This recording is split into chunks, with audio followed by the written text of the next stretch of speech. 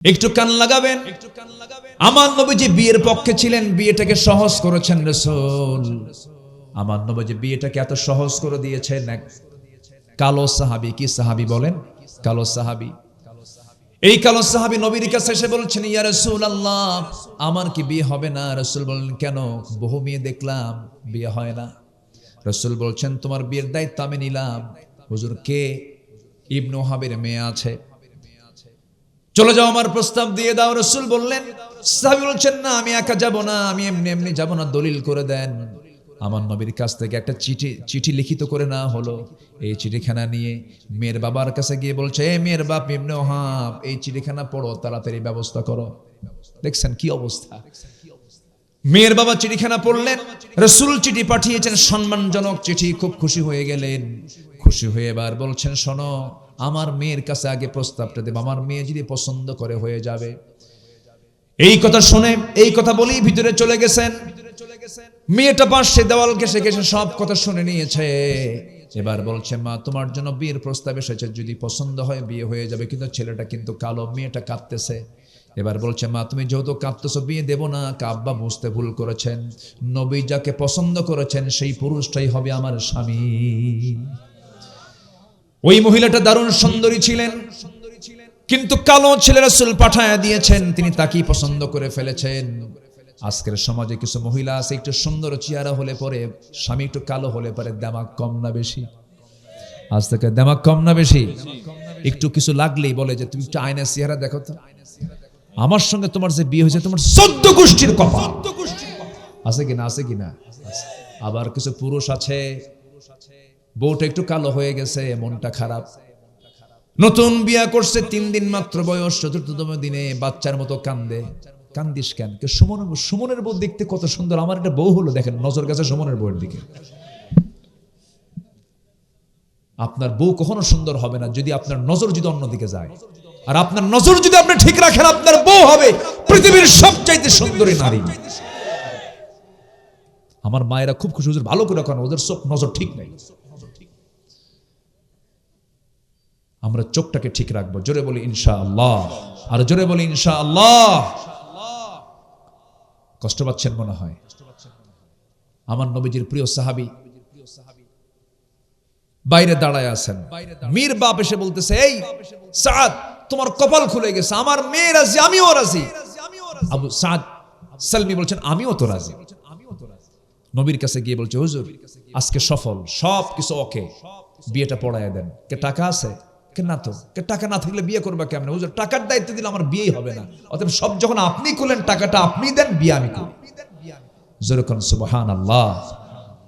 চিন্তা করে দেখেন, রাসূল বিয়েটাকে কত ইজি করে দিয়েছেন। নিজের মেয়ে ফাতিমা, বিশ্বনবী রাষ্ট্রনায়ক মুহাম্মদ সাল্লাল্লাহু আলাইহি ওয়াসাল্লাম তার নিজের মেয়েকে বিয়ে দিচ্ছেন। একটা জামাই ছিল ধনী, কে বলেন তো? যেটা ধনী জামাই, ওসমান। এটা এমন ধনী, একদিন রাসূলের কাছে এসে বলতেছে, হুজুর, আমার আর ভাল লাগে না, কেন? আপনি দোয়া করেন তো আমার সম্পদ যেন কমে যায়। আচ্ছা, কোন ধনী কি এরকম কয়? বলেন তো, দুনিয়ার কোন ধনী এরকম কয়? উনি বলতেছে যে, হুজুর, আপনি একটু দোয়া করেন আমার সম্পদ যেন কমে। রাসূল বলছেন, কেন? আমি এত হিসাব আর নিতে পারতেছি না। রাসূল বলেন, তুমি খাও কেমনে বলো তো, তোমার খাওয়ার স্টাইলটা বলো তো। সাইয়েদনা ওসমান বললেন, ইয়া রাসূলুল্লাহ, আমার খাওয়ার সিস্টেম হলো, আমি যদি উটের পিঠেও চড়ে থাকি, উটের পিঠটা কিন্তু অনেক উঁচা, সে উটের পিঠে যদি খাইতে বসি, আমি উটের উপর থেকে খাইতে নিয়ে যদি আমার একটা দানাও পড়ে যায়, আমি উটটাকে বসাই, আবার আমি নিজে নেমে সেই দানাটা তুলে ধুয়ে নিয়ে আবার সেটাকে আমি আবার খাই। রাসূল বলছেন, তোমার জন্য দোয়া করে কোনো কাম হবে না, তোমার সম্পদ আরো হবে। সুবহানাল্লাহ। মেয়েকে একটা দিয়েছেন, ধনীর সাথে হয়ে গেছে, সবচেয়ে কাছের মেয়ে, সবচেয়ে অত্যন্ত আদরের দুলালি ফাতিমার জন্য বিয়ের প্রস্তাব আসলো। মদিনার ধনাঢ্য সাহাবীরা প্রস্তাব দিচ্ছেন, রাসূল নট এলাও, হবে না, যাও। সবার প্রস্তাব তিনি আউট করে দিলেন। এবার যার ঘর নাই, বাড়ি নাই, টাকা নাই, পয়সা নাই, নবীর কাছে এসে সামনে আস্তে করে বসে আছেন। রাসূল বলছেন, আলী, বসে বসে কি চিন্তা করো, কিছু বলবা নাকি? হুজুর, কি বলবো, লজ্জা লাগে। তুমি কি বিয়া করবা নাকি? দিলে করব। সুবহানাল্লাহ। দিলে করব। তোমার কি কিছু আছে নাকি? যা আছে আমার হাতের সাথে কোথায়? এই যে তরবারি, এই যে ঢাল, আর কিচ্ছু নাই ইয়া রাসূলুল্লাহ। আমার নবীজি বলছেন তরবারি লাগবে যুদ্ধ করার জন্য, ঢাল ছাড়াও যুদ্ধ হয়, ঢালটা বেঁচে আসো। বিশ্ব নবী তার সবচেয়ে কাছের মেয়েকে বিয়ে দিচ্ছেন, ঢাল বিক্রি করার টাকা দিয়ে মোহরনার টাকা নির্ধারণ করবেন। ঢাল বিক্রি করতে গেছেন, ঢাল বিক্রি করতে গিয়ে কোনো কাস্টমার পান নাই, সামনে দাঁড়ায় আছেন সকালবেলা ওসমান রাদিয়াল্লাহু তাআলা আনহু। আলী তুমি কেন আসছো? ঢাল বিক্রি করব। কেন? বিয়া কার সাথে? আপনার শালীর সাথে। সুবহানাল্লাহ বলবেন। খুব খুশি হলেন, দাও। ঢালটা নিলেন, টাকাটা দিলেন। কিছুক্ষণ পর কিছু দূর যেতে না যেতেই বলছেন আলী এইদিকে আসো, যোদ্ধার হাতে কি ঢাল না থাকলে মানায় নাকি? ঢালটা তোমাকে দিলাম আর টাকাও তোমাকে আমি দান করে দিলাম, যাও। চলে গেছেন, নবীর কাছে গিয়ে দাঁড়ায় আছেন, ঢালটা হাতে আছে। রাসূল বলছেন আলী মনে হয় ঢালটা বিক্রি হয় নাই। হুজুর ঢাল তো বিক্রি হয়েছে। তাহলে ঢাল হাতে কেন? হুজুর আমাকে ঢালটা উপহার দিয়েছে, আবার টাকাও পাইছে, ঢালও পাইছে। কে? ওসমান। লোক আর খুঁজে পাও নাই। যখন সুবহানাল্লাহ। বিক্রিটা অন্য কারো কাছে করো, আমি জামাইকে বলতে পারলাম না, তার আগে তুমি ঢোল পিটায় আসলা। আল্লাহু আকবার। রাসূল কত সহজ করে দিয়েছেন। একটা অনড়ম্বরপূর্ণ বিয়ে, কোনো খরচ নাই, কিচ্ছু নাই। আর আজকের সমাজে বিশাল বড় বিয়ে, প্রতিবেশী গরিব দাওয়াত পায় না। আছে না নাই? ওগুলো জানোয়ার, ওগুলো জানোয়ার, ওগুলো। আজকে আমি ভালো কাজ কি এগুলো বুঝাচ্ছি, এই জন্য এগুলো কথাগুলো আসতেছে। আপনি যেদিন মরে যাবেন, ওই ধনী লোক লন্ডন থেকে আসবে না, ওই গরিব প্রতিবেশী আপনার কবর খনন করার জন্য যাবে। গরিবরে দাওয়াত দেয় না, কিছু দিতে পারবে না। বিয়েতে নিবেন কেন? বিয়েতে কিসের উপর ঢোকন নিবেন আপনি? যে বিয়ের টার্গেট থাকে আমি খরচ তুলবো, ওই অলিমা করার দরকার নাই। ঠিক আছে কিনা বলেন? হিসাব করে যে খরচ কত উঠবে, কত দেখছেন? আছে কিনা? আছে কিনা? আছে কিনা? আছে কিনা? উচিত কি জানেন? বিয়ের অনুষ্ঠান যারা করবে কার্ডে লেখা উচিত বিশেষ দ্রষ্টব্য। বিয়ের অনুষ্ঠানে আসবেন, অলিমাতে আসবেন, বিশেষ দ্রষ্টব্য, কিচ্ছু উপঢৌকন নিয়ে আসবেন না, সব অনুষ্ঠান বন্ধ হয়ে যাবে। হ্যাঁ, কার মন খারাপ হবে? ও আচ্ছা আচ্ছা, না না, এটাই বরকত। এটা কি বলেন? এটা কি বলেন? বরকত। রাগ করতেছেন নাকি আপনারা? আলোচনা চালাই, কষ্ট হচ্ছে নাকি আপনাদের? ওমর কি বলে? আমার নবীজির সামনে আলী বলছেন আলী বিয়ে হয়ে যাবে। ভিতরে গিয়ে বলছেন মা আমি একটা ছেলে ঠিক করছি, তুমি কি পছন্দ করো? আপনার পছন্দে আমার পছন্দ। আল্লাহু আকবার বলেন। আর এখনকার মেয়ের বাপরা বলতে পারে কাব্বা তুমি বোঝো কিছু? ছেলে কি করে? মুখে দাঁড়িয়ে আছে, বাবা শিক্ষিত, ভালো, পরহেজগার, নামাজ পড়ে। কাব্বা দাঁড়িয়ে আছে, ও তো চাচা। হিসাব ক্লিয়ার। কাকে পছন্দ মা বলো?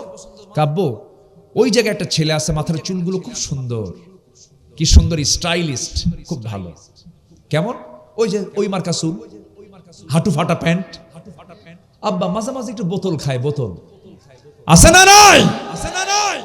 ইয়াবাখোর, গাঁজাখোরকে পছন্দ হয়, ঠিক কিনা? যুবকরা চরিত্র সুন্দর করো, ভালো বউ পাবা।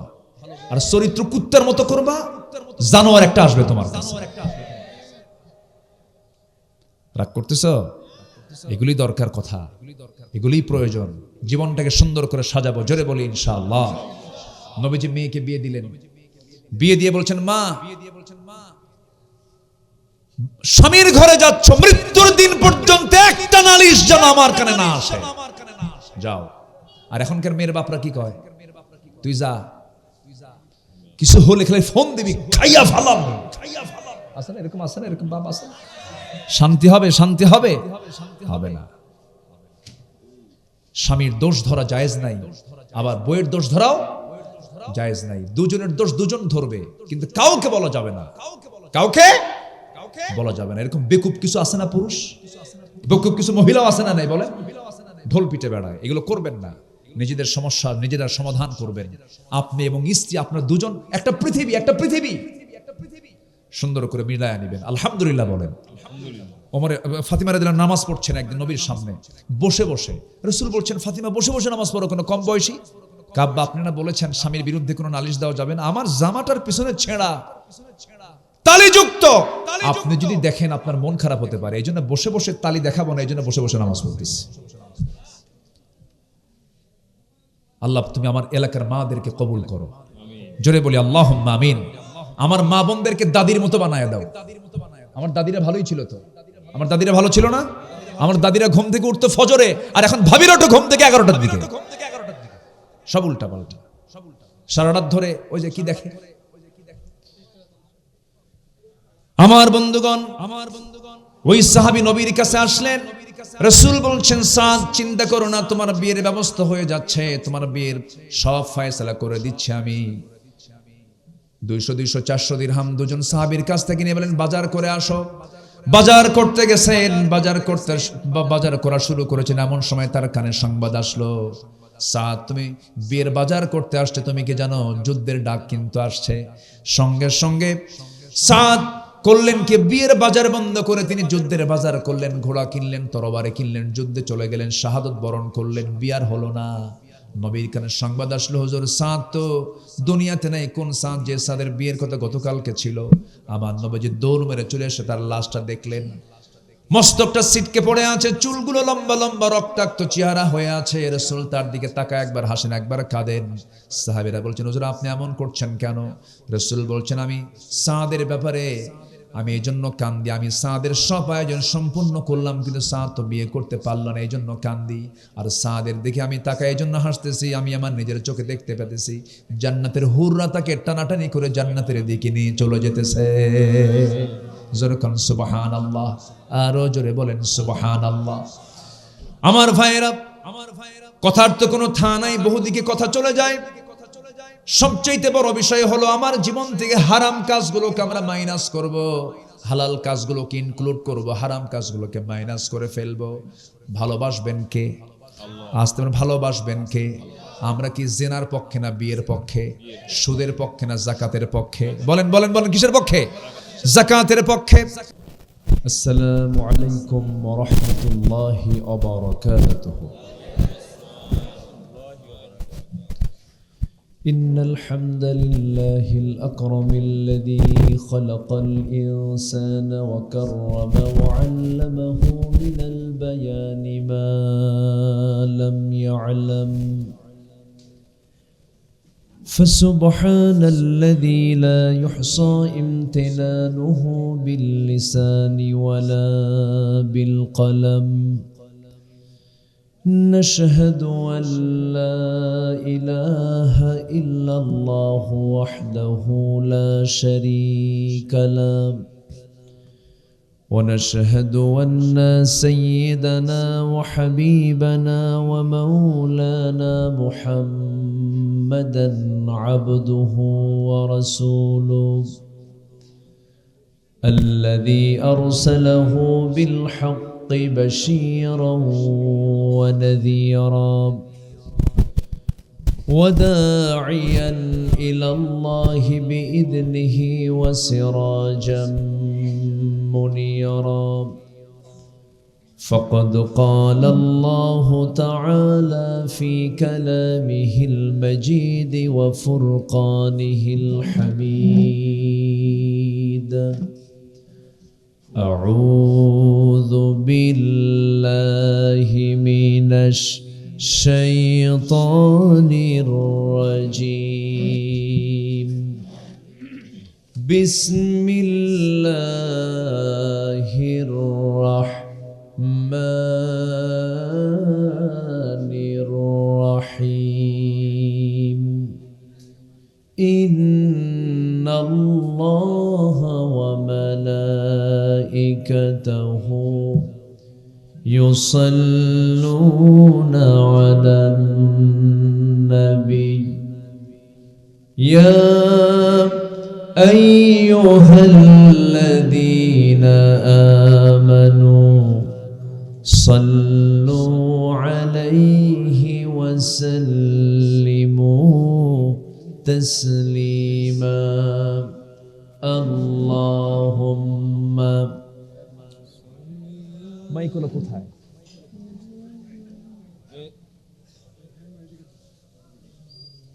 وعلى آل سيدنا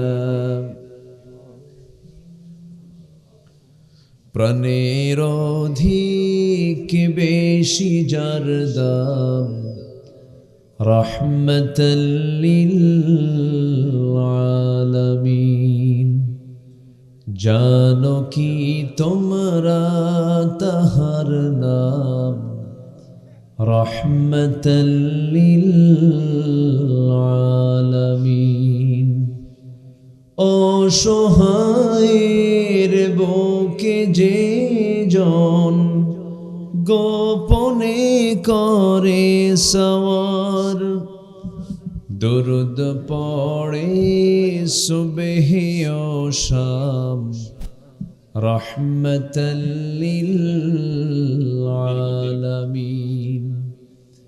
গরিবের আহার দিতেন নিজে হয়ে রোজাদার নিয়মর ভালোবাসার খাম রাহমাতাল লিল আলামিন। জানো কি তোমরা তাহার নাম রাহমাতাল লিল আলামিন। সবাই বলি সাল্লাল্লাহু আলাইহি ওয়াসাল্লাম। কি সাউন্ড দিছেন আপনি? রিভার্টটা বন্ধ করে দেন। এগুলো এত দিলে অজ হয় নাকি? ফ্রেশ করেন।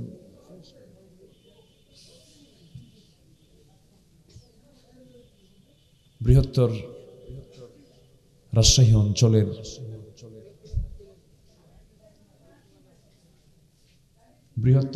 অঞ্চলের নাটোর জেলার নলডাঙ্গা উপজেলার ব্রহ্মপুর হাফিজিয়া মাদ্রাসা এতিমখানা মাহফিল ইন্তেজামিয়া কমিটি কর্তৃক আয়োজিত ৩৯তম ইসলামী জালসার এই মহৎ আয়োজনের সম্মানিত সুযোগ্য সভাপতি জনাব আলহাজ হাবিবুর রহমান সর্দার, প্রধান অতিথি জনাব শহীদুল ইসলাম বাচ্চু সাহেব, আজকের মাহফিলের বরেণ্য অতিথিবৃন্দ, বিশেষ করে আমার পূর্বে কথা বলেছেন নন্দিত আলেমী দ্বীন, এই নাটোরের কৃতি সন্তান, আমার অত্যন্ত কাছের মুহতারাম মাওলানা রুহুল আমিন জিহাদি হাফিজাহুল্লাহ, উপস্থিত হযরত উলামায়ে কেরাম, ফদলা ইজম, সুশীল সমাজ, জাতির শ্রেষ্ঠ সন্তান, শিক্ষক মণ্ডলী, জাতির বিবেক, সাংবাদিক বৃন্দ, মিডিয়ার কর্মী ভাইরা, সামনে উপস্থিত দূরে কাছের বিভিন্ন স্থান থেকে ছুটে আসা কালিমার ঝান্ডাবাহী, তাওহীদের পতাকাবাহী, দ্বীন ইসলামের নরসারদুল বীর মুজাহিদ, প্রাণ প্রিয় সম্মানিত দ্বীনী ভাইরা, আড়ালে বসে আছেন শ্রদ্ধেয়া সম্মানিতা মা বোনেরা, আলোচনার সূচনায় আনুষ্ঠানিকতার মধ্য দিয়ে আমার পক্ষ থেকে আবারও দিল খোলা সালাম, আসসালামু আলাইকুম ওয়া রাহমাতুল্লাহি ওয়া বারাকাতুহু।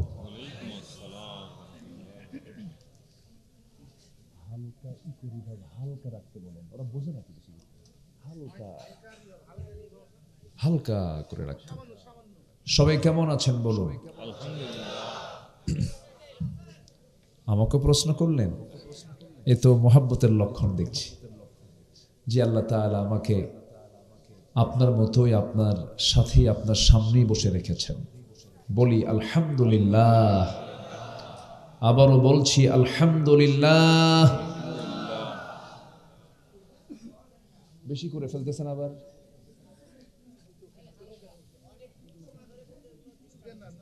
আই কন্ট্যাক্টটা যদি না থাকে সমস্যা। তো যিনি সাউন্ড অপারেটর হবেন তার সঙ্গে বক্তার আই কন্ট্যাক্ট থাকতে হয়। ও কি মঙ্গল গ্রহে না চতুর্থ আসমানে আল্লাহ জানে। আচ্ছা থাক, বাম পাশে কন্টিনিউ করতেছে।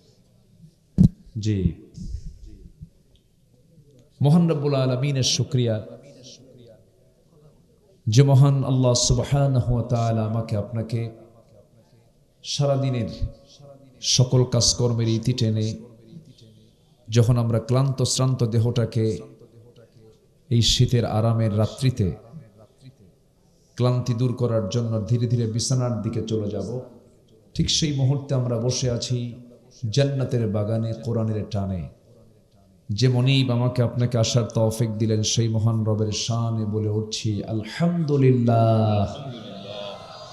আবারও বলছি আলহামদুলিল্লাহ। চিৎকার মেরে বলছি আল্লাহুম্মা ইন্নী আসআলুকা আল হুদা ওয়াত তুকা ওয়াল আফাফা ওয়াল গিনা। সবাই বলি আল্লাহুম্মা আইন্নি আলা যিকরিকা ওয়া শুকরিকা ওয়া হুসনি ইবাদাতিকা। আমরা আল্লাহ তাআলার শুকর আদায় করে নিলাম। সম্মানিত হাজিরিন, আমি এসেছি অনেক আগে, এতক্ষণ মাহফিল শেষ হয়ে যাওয়ার কথা, অনেক আগে আসছি। বাগমারার পাশে তো, বাগমারায় এরকম রেকর্ডও আছে, আমাকে রাত 3টে উঠাইছে। এটা এদিকের একটা ট্র্যাডিশন থাকে। একটু বেশি রাত হলো, শেষ হতে যদি একটু দেরি হয় কষ্ট হবে না তো? সবাই থাকতে রাজি আছেন তো ইনশাআল্লাহ? আল্লাহ কবুল করুন, জোরে বলি আমিন। সম্মানিত হাজিরিন, আজকে কিছুক্ষণ আগে দুটো ছেলের মাথায় আমরা পাগড়ি পরায়া দিলাম। কেমন লেগেছে বলেন? কেমন লেগেছে? এটি কি ছোটখাটো কোনো পুরস্কার? ছোটখাটো কোনো পুরস্কার বলেন তো? অনেক বড় পুরস্কার। এর সমকক্ষ, এর সঙ্গে তুলনা চলে এমন কোনো পুরস্কার পৃথিবীতে নাই। চিন্তা করা যায়? কোরআনের মতো এই 30 পারা কিতাব তাদের সিনার মধ্যে তোলা, এটা ছোটখাটো কোনো যোগ্যতা নয়।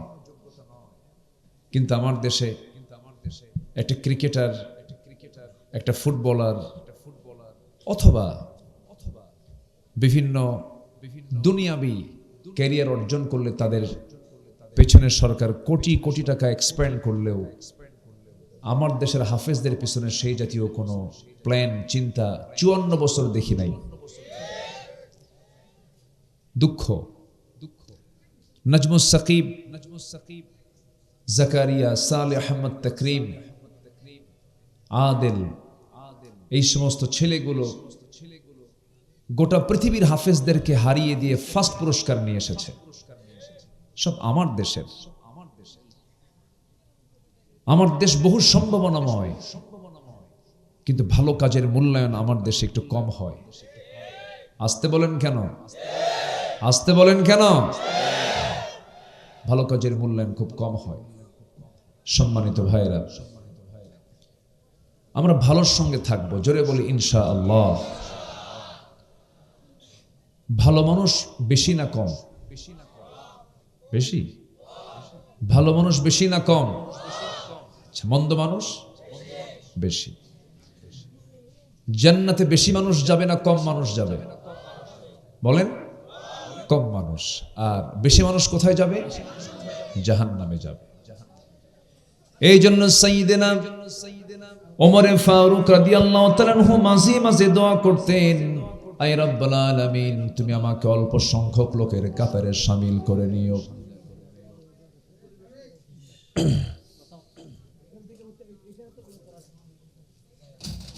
না, এটা দরকার, কিন্তু একটু অসুবিধা হয়। একটু দরকার, তবে একটু মানে অসুবিধা হয়, তাই না? একটু, হ্যাঁ, কোরআন শোনার জন্য একটা আদব লাগে, তাই না? একটা সুন্দর পরিবেশ দরকার। নামাজের পাশে যদি কেউ কথা বলে এটা ক্ষতি না? বলেন। হ্যাঁ, না, এটাও দরকার, তো এই জন্য কিছু বলতে পারছি না। আমরা সবগুলোই ব্যালেন্স করব, জোরে বলি ইনশাআল্লাহ। জি, আমার সঙ্গে কিছুক্ষণ আগে কথা হয়েছে, খুব শরীফ মানুষ, আলহামদুলিল্লাহ, খুব ভালো লেগেছে। সম্মানিত ভাইয়েরা, ওমর ফারুক রাদিয়াল্লাহু আনহু মাঝে মাঝে দোয়া করতেন, আয় আল্লাহ তাআলা তুমি আমাকে অল্প সংখ্যক লোকের কাতারে শামিল করে নিও।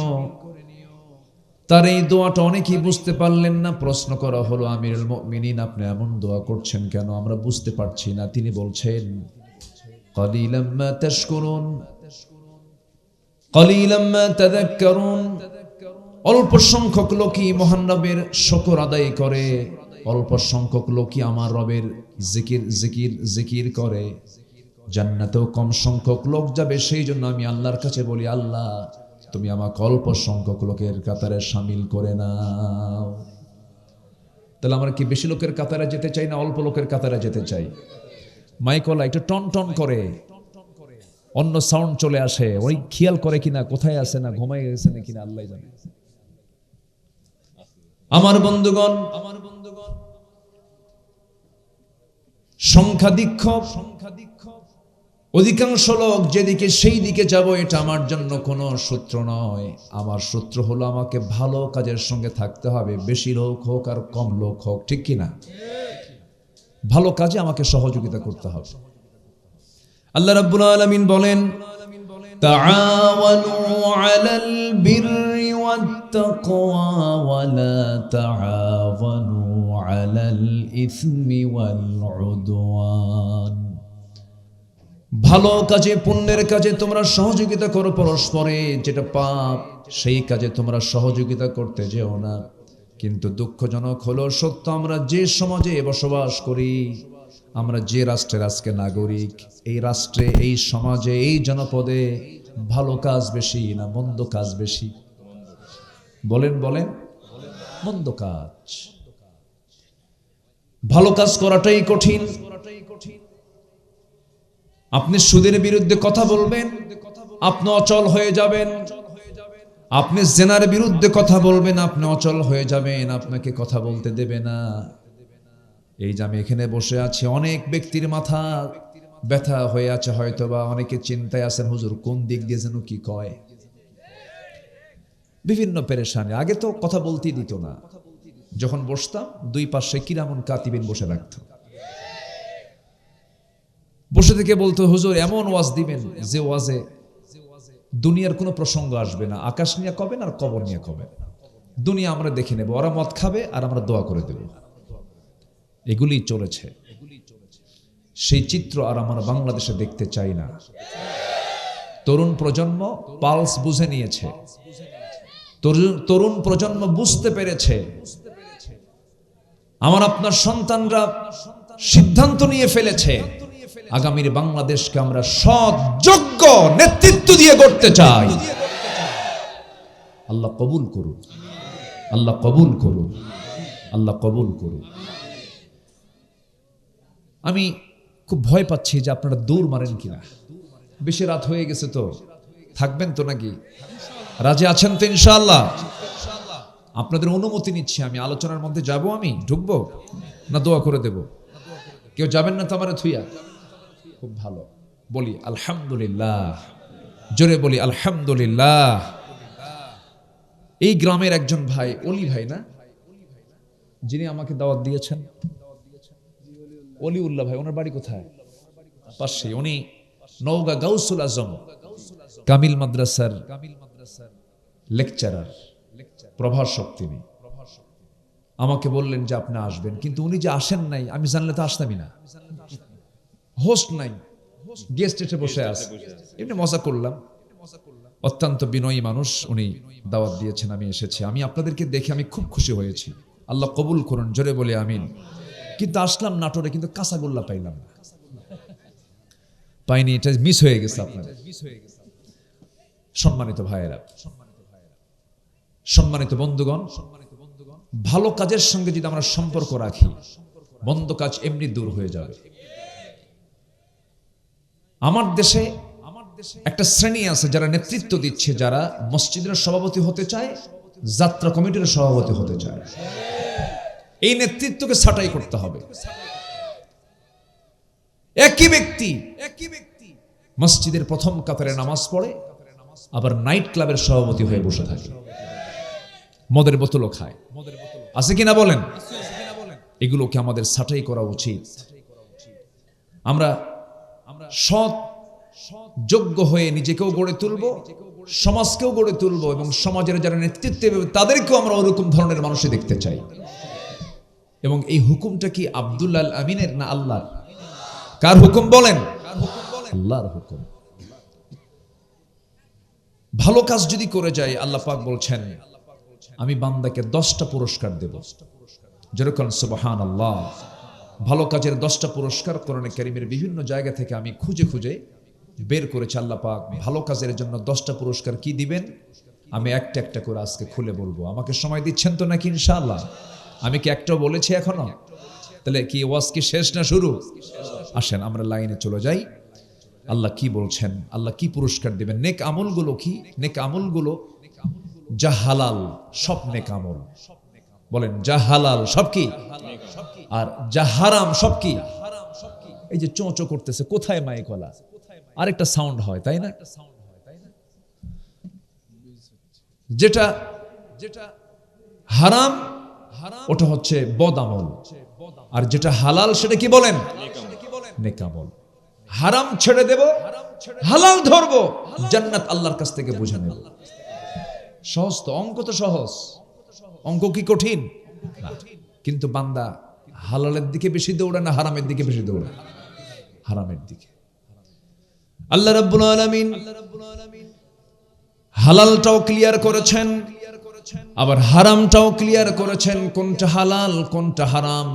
আল হালালু বাইয়িন আল হারামু বাইয়িন। যেরকম বিয়েটা হালাল, বিয়েটা কি বলেন? হালাল। আবার জেনাটা কি বলেন? বলেন বলেন। ব্যবসাটা কি?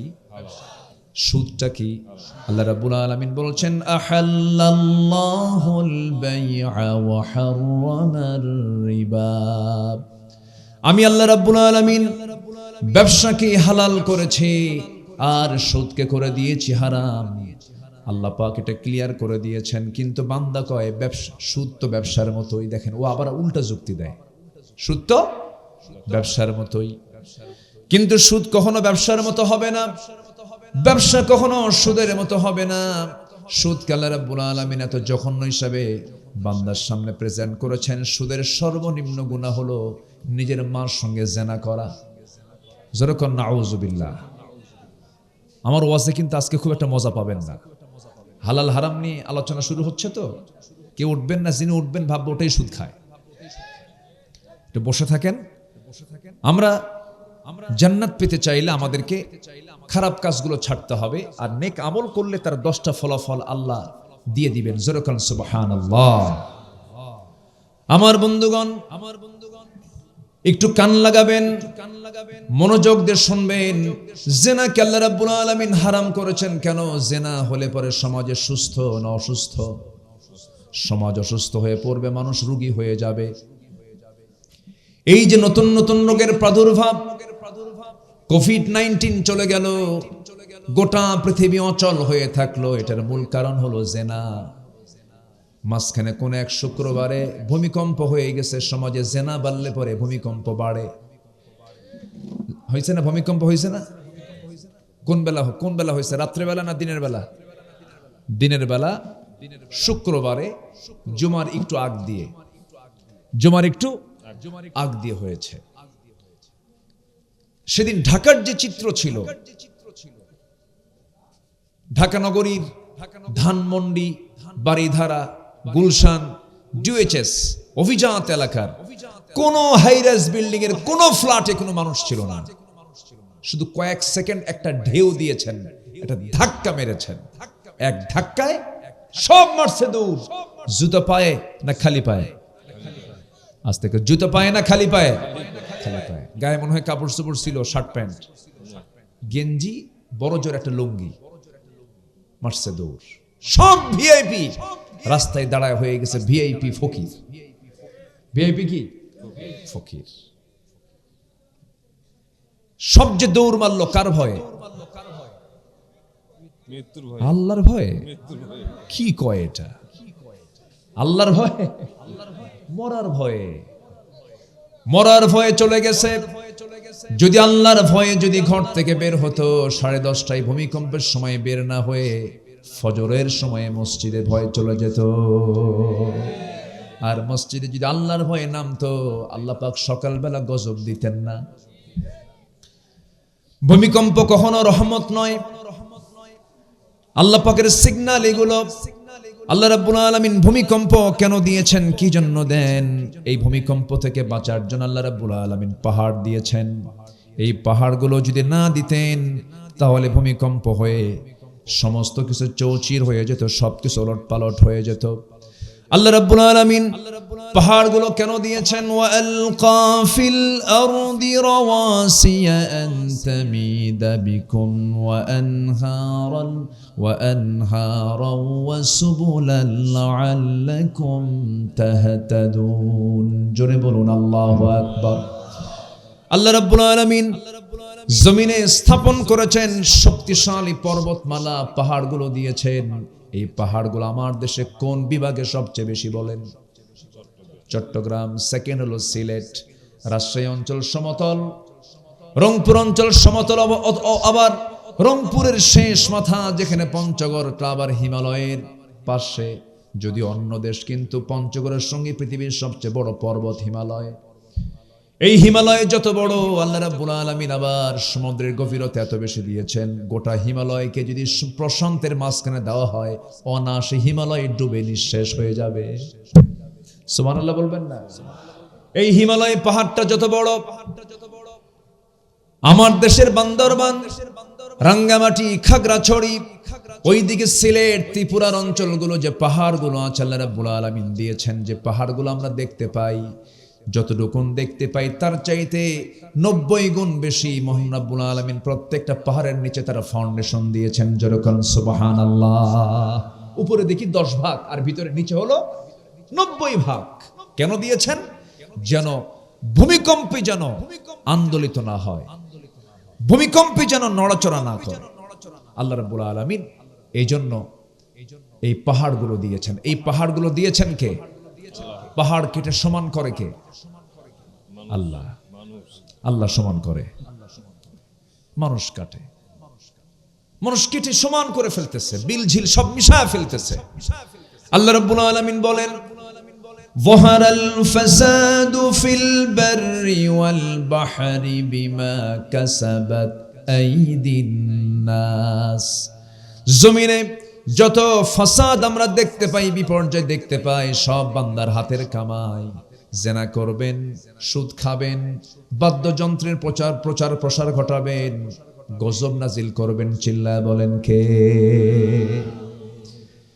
এই জন্য সমাজ থেকে হারাম কাজগুলো যদি বন্ধ হয়ে যায়, জেনার কাজ যদি বন্ধ হয়ে যায়, আল্লাহ পাক জেনাকে হারাম করলেন, বিয়েকে হালাল করলেন। কেন?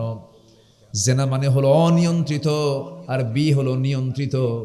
জেনা মানে হলো সমস্ত রোগ, সমস্ত অসুখ সৃষ্টি হওয়া, আর বিয়েটা হলো রহমত। যেরকম সুবহানাল্লাহ। আমার দেশে এখন জেনা বেশি না বিয়ে বেশি? বলেন না, একটু বলেন, বলেন। জেনা বেশি। বেশ্যাবৃত্তির লাইসেন্স পাওয়া যায়, চিন্তা করা যায়। 54 বছরে কি আইন পাস হয়েছে? সুদের আইন পাস হয়েছে। কি আইন পাস হয়েছে? মদের আইন পাস হয়েছে। কি আইন পাস হয়েছে? বেশ্যাবৃত্তির আইন পাস হয়েছে। অপ্রিয় হলেও সত্য কথাগুলো আজকে বলতে হবে আমাকে। রাগ করতেছেন নাকি আপনারা? আমরা আর এগুলো আইন দেখতে চাই না। আমরা দেখতে চাই নামাজের আইন পাস হলো কিনা। আমরা দেখতে চাই আগামীর সরকারকে নামাজের সরকার। রাগ করতেছেন নাকি আপনারা? এই চিত্র দেখলে কেমন হবে বলেন তো? কেমন হবে? কেমন হবে? ভালো হবে। আল্লাহকে বলেন, আল্লাহ তুমি বলে দাও তো, যদি সমাজে নামাজ চালু হয়, যাকাত চালু হয়, তাহলে কি হবে? কোরআন বলে দিচ্ছে,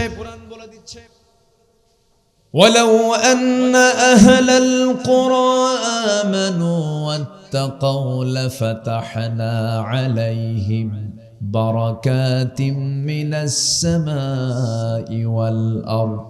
জোরে বলুন আল্লাহু আকবার। নামাজ যদি চালু হয়ে যায়, যাকাত যদি চালু হয়ে যায়, আমি আল্লাহ ঘোষণা দিলাম আসমানের সমস্ত রহমত বরকতের দরজা আমি তার জন্য খুলে দেব, সেই জনপদে খুলে দেব। যেরকম সুবহানাল্লাহ। কার কথা? আসতে বলবেন না, কার কথা? আল্লাহর কথা। আমার বন্ধুগণ, নেক আমল হচ্ছে সবচেয়ে আমার বড় টার্গেট। জীবনে যেন গুনার পরিমাণটা বেশি না হয়, পরিকল্পিত যেন কোনো গুনাহ না হয়। গুনাহ হবে না কেন? আমি মানুষ না? মানুষের গুনাহ আছে না নাই? গুনাহ নাই কার? ফেরেশতার। বলেন গুনাহ নাই কার? আমরা কি ফেরেশতা না মানুষ? বলেন ফেরেশতা না মানুষ? কিন্তু দাম কিন্তু মানুষের বেশি। দাম মানুষের বেশি। ফেরেশতার দাম কেমনে হবে? কারণ ফেরেশতার গুনাহ করার যোগ্যতাই নাই, সে গুনাহ করবে কেমনে? কিন্তু বান্দার গুনাহ করার যোগ্যতা থাকার পরও আল্লাহর ভয়ে সে গুনাহ করে না, এই জন্য বান্দার দামটা বেশি। আমার বন্ধুগণ, সবচাইতে সফল জীবন হলো যে বান্দার জীবনে গুনাহ কম, নেক আমলের পরিমাণটা বেশি। তবে গুনাহ কিন্তু প্ল্যান করে করা যাবে না, হঠাৎ করে হয়ে যেতে পারে। কিন্তু হঠাৎ করে হয়ে যাওয়ার সঙ্গে সঙ্গে ভালো বান্দা যারা চোখের পানি ফেলে দিয়ে আল্লাহর কাছে বলবে, আল্লাহ আমারে মাফ করে দাও। রাত যখন গভীর হয়ে যাবে কি করবে? ওয়াল্লাযীনা ইয়াবিতুনা লিরাব্বিহিম সুজদান ওয়া কিয়ামা ওয়াল্লাযীনা ইয়াকুলুনা রাব্বানা ইসরিফ আন্না আযাবা জাহান্নাম ইন্না আযাবাহা কানা গরামান ইন্নাহা সাআত মুস্তাকাররান ওয়া মুকামা। জোরে বলুন আল্লাহু আকবার। রাত যখন গভীর হয়ে যাবে, সব বান্দা ঘুমিয়ে পড়বে। আল্লাহর যারা খুব কাছের বান্দাগুলো তারা করে কি? তারা মনে করে আল্লাহ তোমার জন্য প্রথম আকাশে এসেছেন। কোন আকাশে? রাত গভীর হলে আল্লাহ পাক প্রথম আকাশে চলে আসেন। আল্লাহ আছেন হলো 7 আকাশের উপরে, তিনি চলে আসেন 12টার পরে প্রথম আকাশের কাছে। আল্লাহু আকবার বলেন। কার জন্য আসে? কার জন্য? আমার জন্য। কার জন্য বলেন? আমার জন্য আসে। এবং তিনি প্রশ্ন করেন, আলা মিন মুস্তাগফিরিন ফাগফির লাহ, কোন ক্ষমা প্রার্থী আছে আমার কাছে ক্ষমা চাবে, আমি তাকে ক্ষমা করে দেব। কি সুন্দর করে আমার আল্লাহ বলেন। এই জন্য আমার বন্ধুগণ, 5 ওয়াক্ত নামাজ তো পড়বই আমরা। একটা ওয়াক্তের নামাজ কখনো বাদ দেব না, তার নাম হলো তাহাজ্জুদ। যে ব্যক্তি তাহাজ্জুদকে কন্টিনিউ করবে, তার 5 ওয়াক্ত নামাজ কখনো কাজা হবে না। তাহাজ্জুদকে আমরা কন্টিনিউ করব। আল্লাহর সঙ্গে সম্পর্ক না সৃষ্টি হলে পরে কখনোই আমি এই দুনিয়ার জীবনে শান্তি পাবো না। হয়তো ভাববেন টাকা থাকলে শান্তি, বউ থাকলে শান্তি, সমাজে নেতা হয়ে গেলে শান্তি না। আপনি চলে যান তাদের কাছে, কোথাও শান্তি পাবেন না। শান্তির জায়গা একটা হলো কার জিকির। আসতে বলবেন না, কার জিকির? আল্লাহ রাব্বুল আলামিন বলেন, ومن أعرض عن ذكري فإن له معيشة ضنكا ونحشره يوم القيامة أعمى قال رب لم حشرتني أعمى وقد كنت بصيرا। এই আয়াতটা আমাকে দারুণ ভাবে ভাবায়। মাঝে মাঝে আমি অস্থির হয়ে যাই, একটা যখন পড়ি আমার কাছে কেমন যেন লাগে। আল্লাহ পাক খুব শক্ত ভাষায় বলেছেন।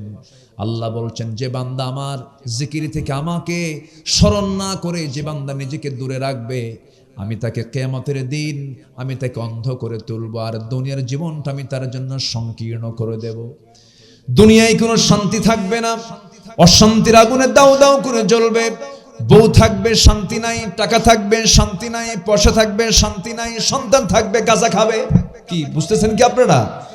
অশান্তির আগুনে দাউ দাউ করে জ্বলবে, আমি তার শান্তি উঠায় নেব এবং তাকে কিয়ামতের দিন অন্ধ করে তুলব।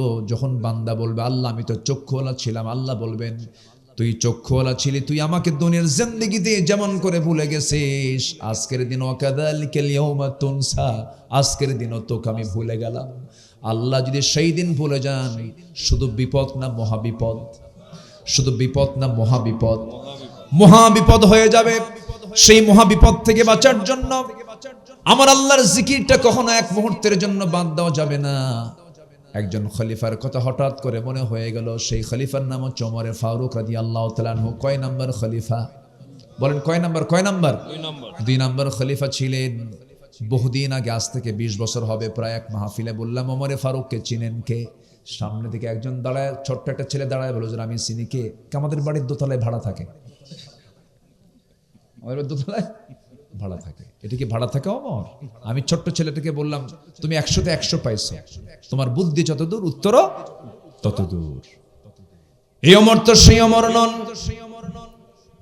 অর্ধ জাহানের খলিফা, যার ব্যাপারে মহাত্মা গান্ধী বলেছেন, ভারতের মহাত্মা গান্ধী পর্যন্ত বলতে বাধ্য হয়েছেন অশান্ত পৃথিবীকে শান্ত করার জন্য মুসলমানদের মতো একজন অমর দরকার পৃথিবীতে। আল্লাহু আকবার। আর সেই মুসলমান আজকে Mao Tsetung, Karl Marx, Lenin, secularism, ন্যাশনালিজমকে কেমন করে গ্রহণ করে? মুসলমান কখনো মানব রচিত আইনকে বিশ্বাস করতে পারে না। আমরা ইসলামকে প্রতিষ্ঠা করতে চাই, কোন ব্যক্তির দলকে আমরা প্রতিষ্ঠা করতে চাই না। আমরা ব্যক্তি পূজা করতে আসিনি দুনিয়াতে, আমরা আল্লাহর ইবাদত করতে এসেছি। 16 বছর শুধু ব্যক্তি পূজাই হয়েছে। পার্লামেন্টে দাঁড়ায় শুধু 10 মিনিট ধরে আমি স্মরণ করছি কুতকুতানি সুলকানি কাউজানি। স্মরণ করব আকে কাকে? স্মরণ করব কারে কারে? আল্লাহ। আল্লাহ ছাড়া আমার কেউ আছে? আল্লাহ ছাড়া কেউ আমার আছে? পৃথিবীর সব স্মরণ মাইনাস হয়ে যাবে। ছেলে আমার আপন না, মেয়ে আমার আপন না, বাপ মা ভাই বোন যা কিছু দেখছি সব এগুলো প্রতারণা। একদিন মরে যাব, সব আমাকে ভুলে যাবে, আমিও সবাইকে ভুলে যাব। পৃথিবীর সব কিছু ভুল, পৃথিবীর সব কিছু মুছে যাবে, কিন্তু যিনি আমাকে কখনো ভুলবেন না, ভুলতে পারেন না, তিনি কখনো আমাকে ছাড়বেনও না, তিনি আমার। চিল্লায় বলুন কে? আমাকে বেশি সবচেয়ে ভালোবাসেন কে?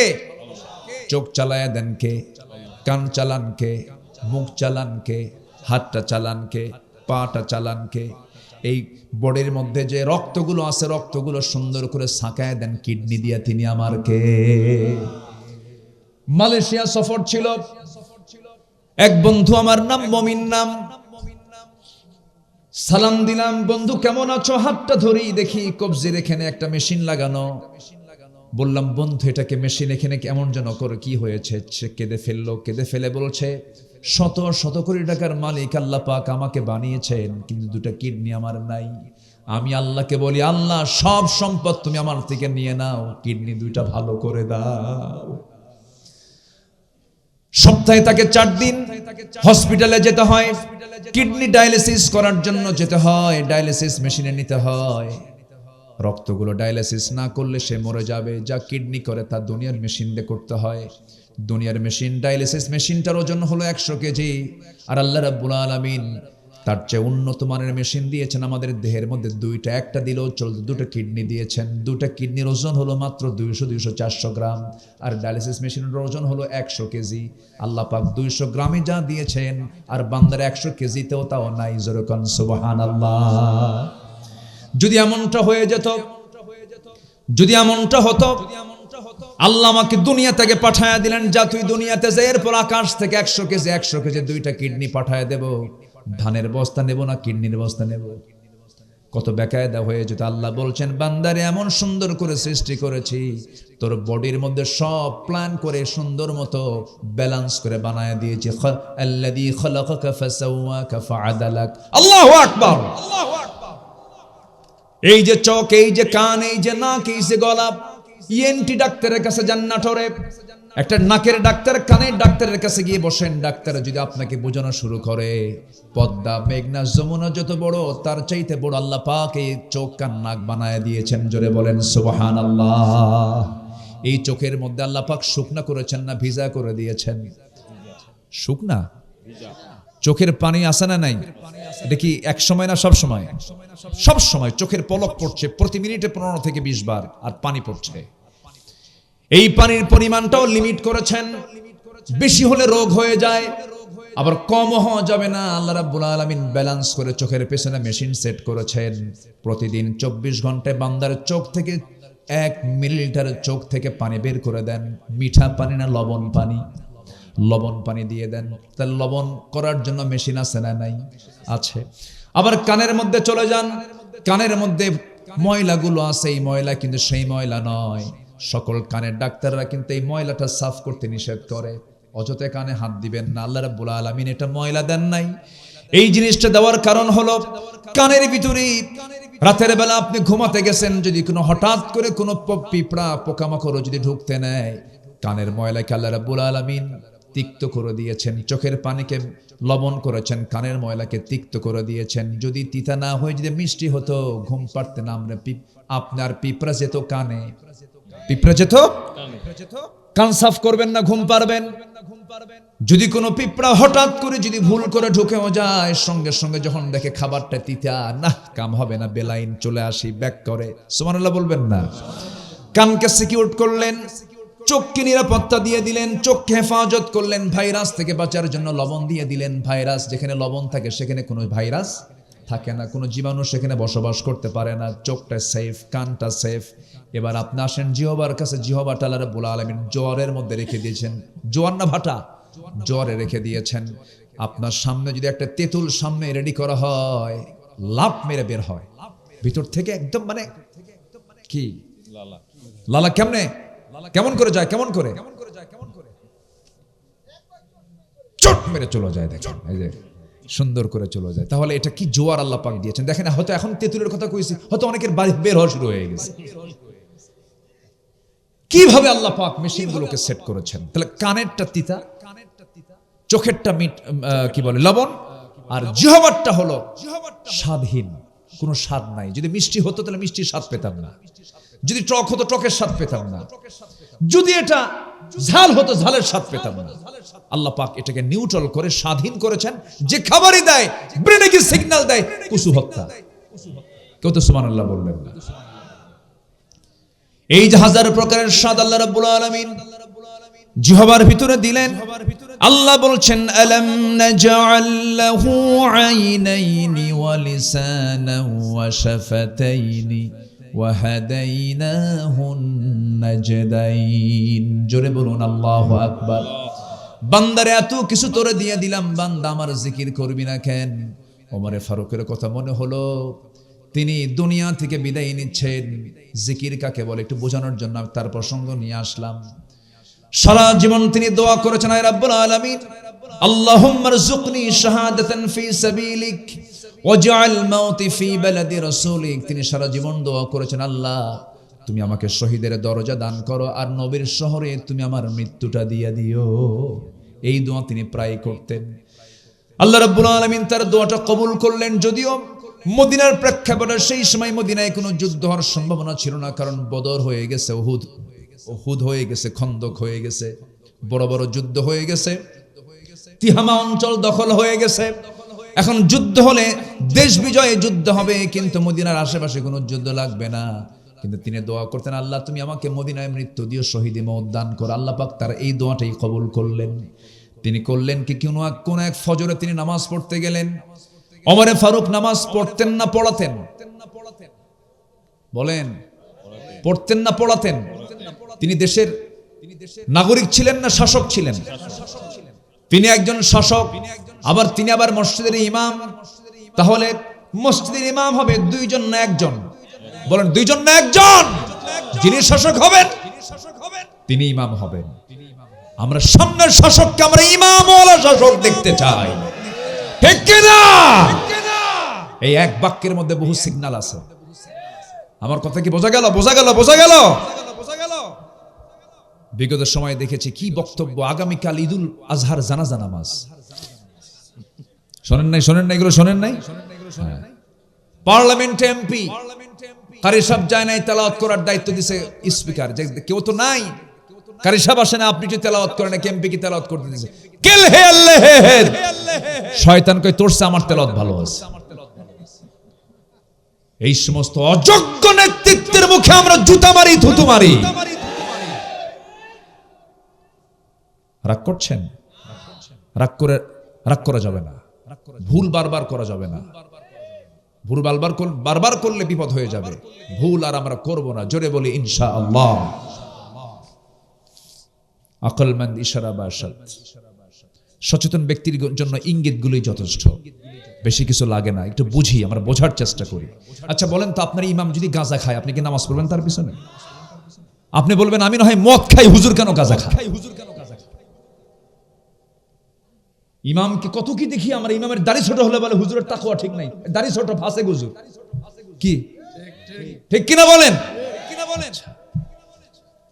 একটা ইমামের মাথা থেকে পা পর্যন্ত সব অনুবীক্ষণ যন্ত্র দিয়ে দেখি হুজুরের কোনো দোষ আছে কিনা। নামাজের ইমামকে যদি আমরা এতটুকুন দেখি, সমাজের যারা নেতা হবে তাদেরকে দেখার দরকার আছে না নাই?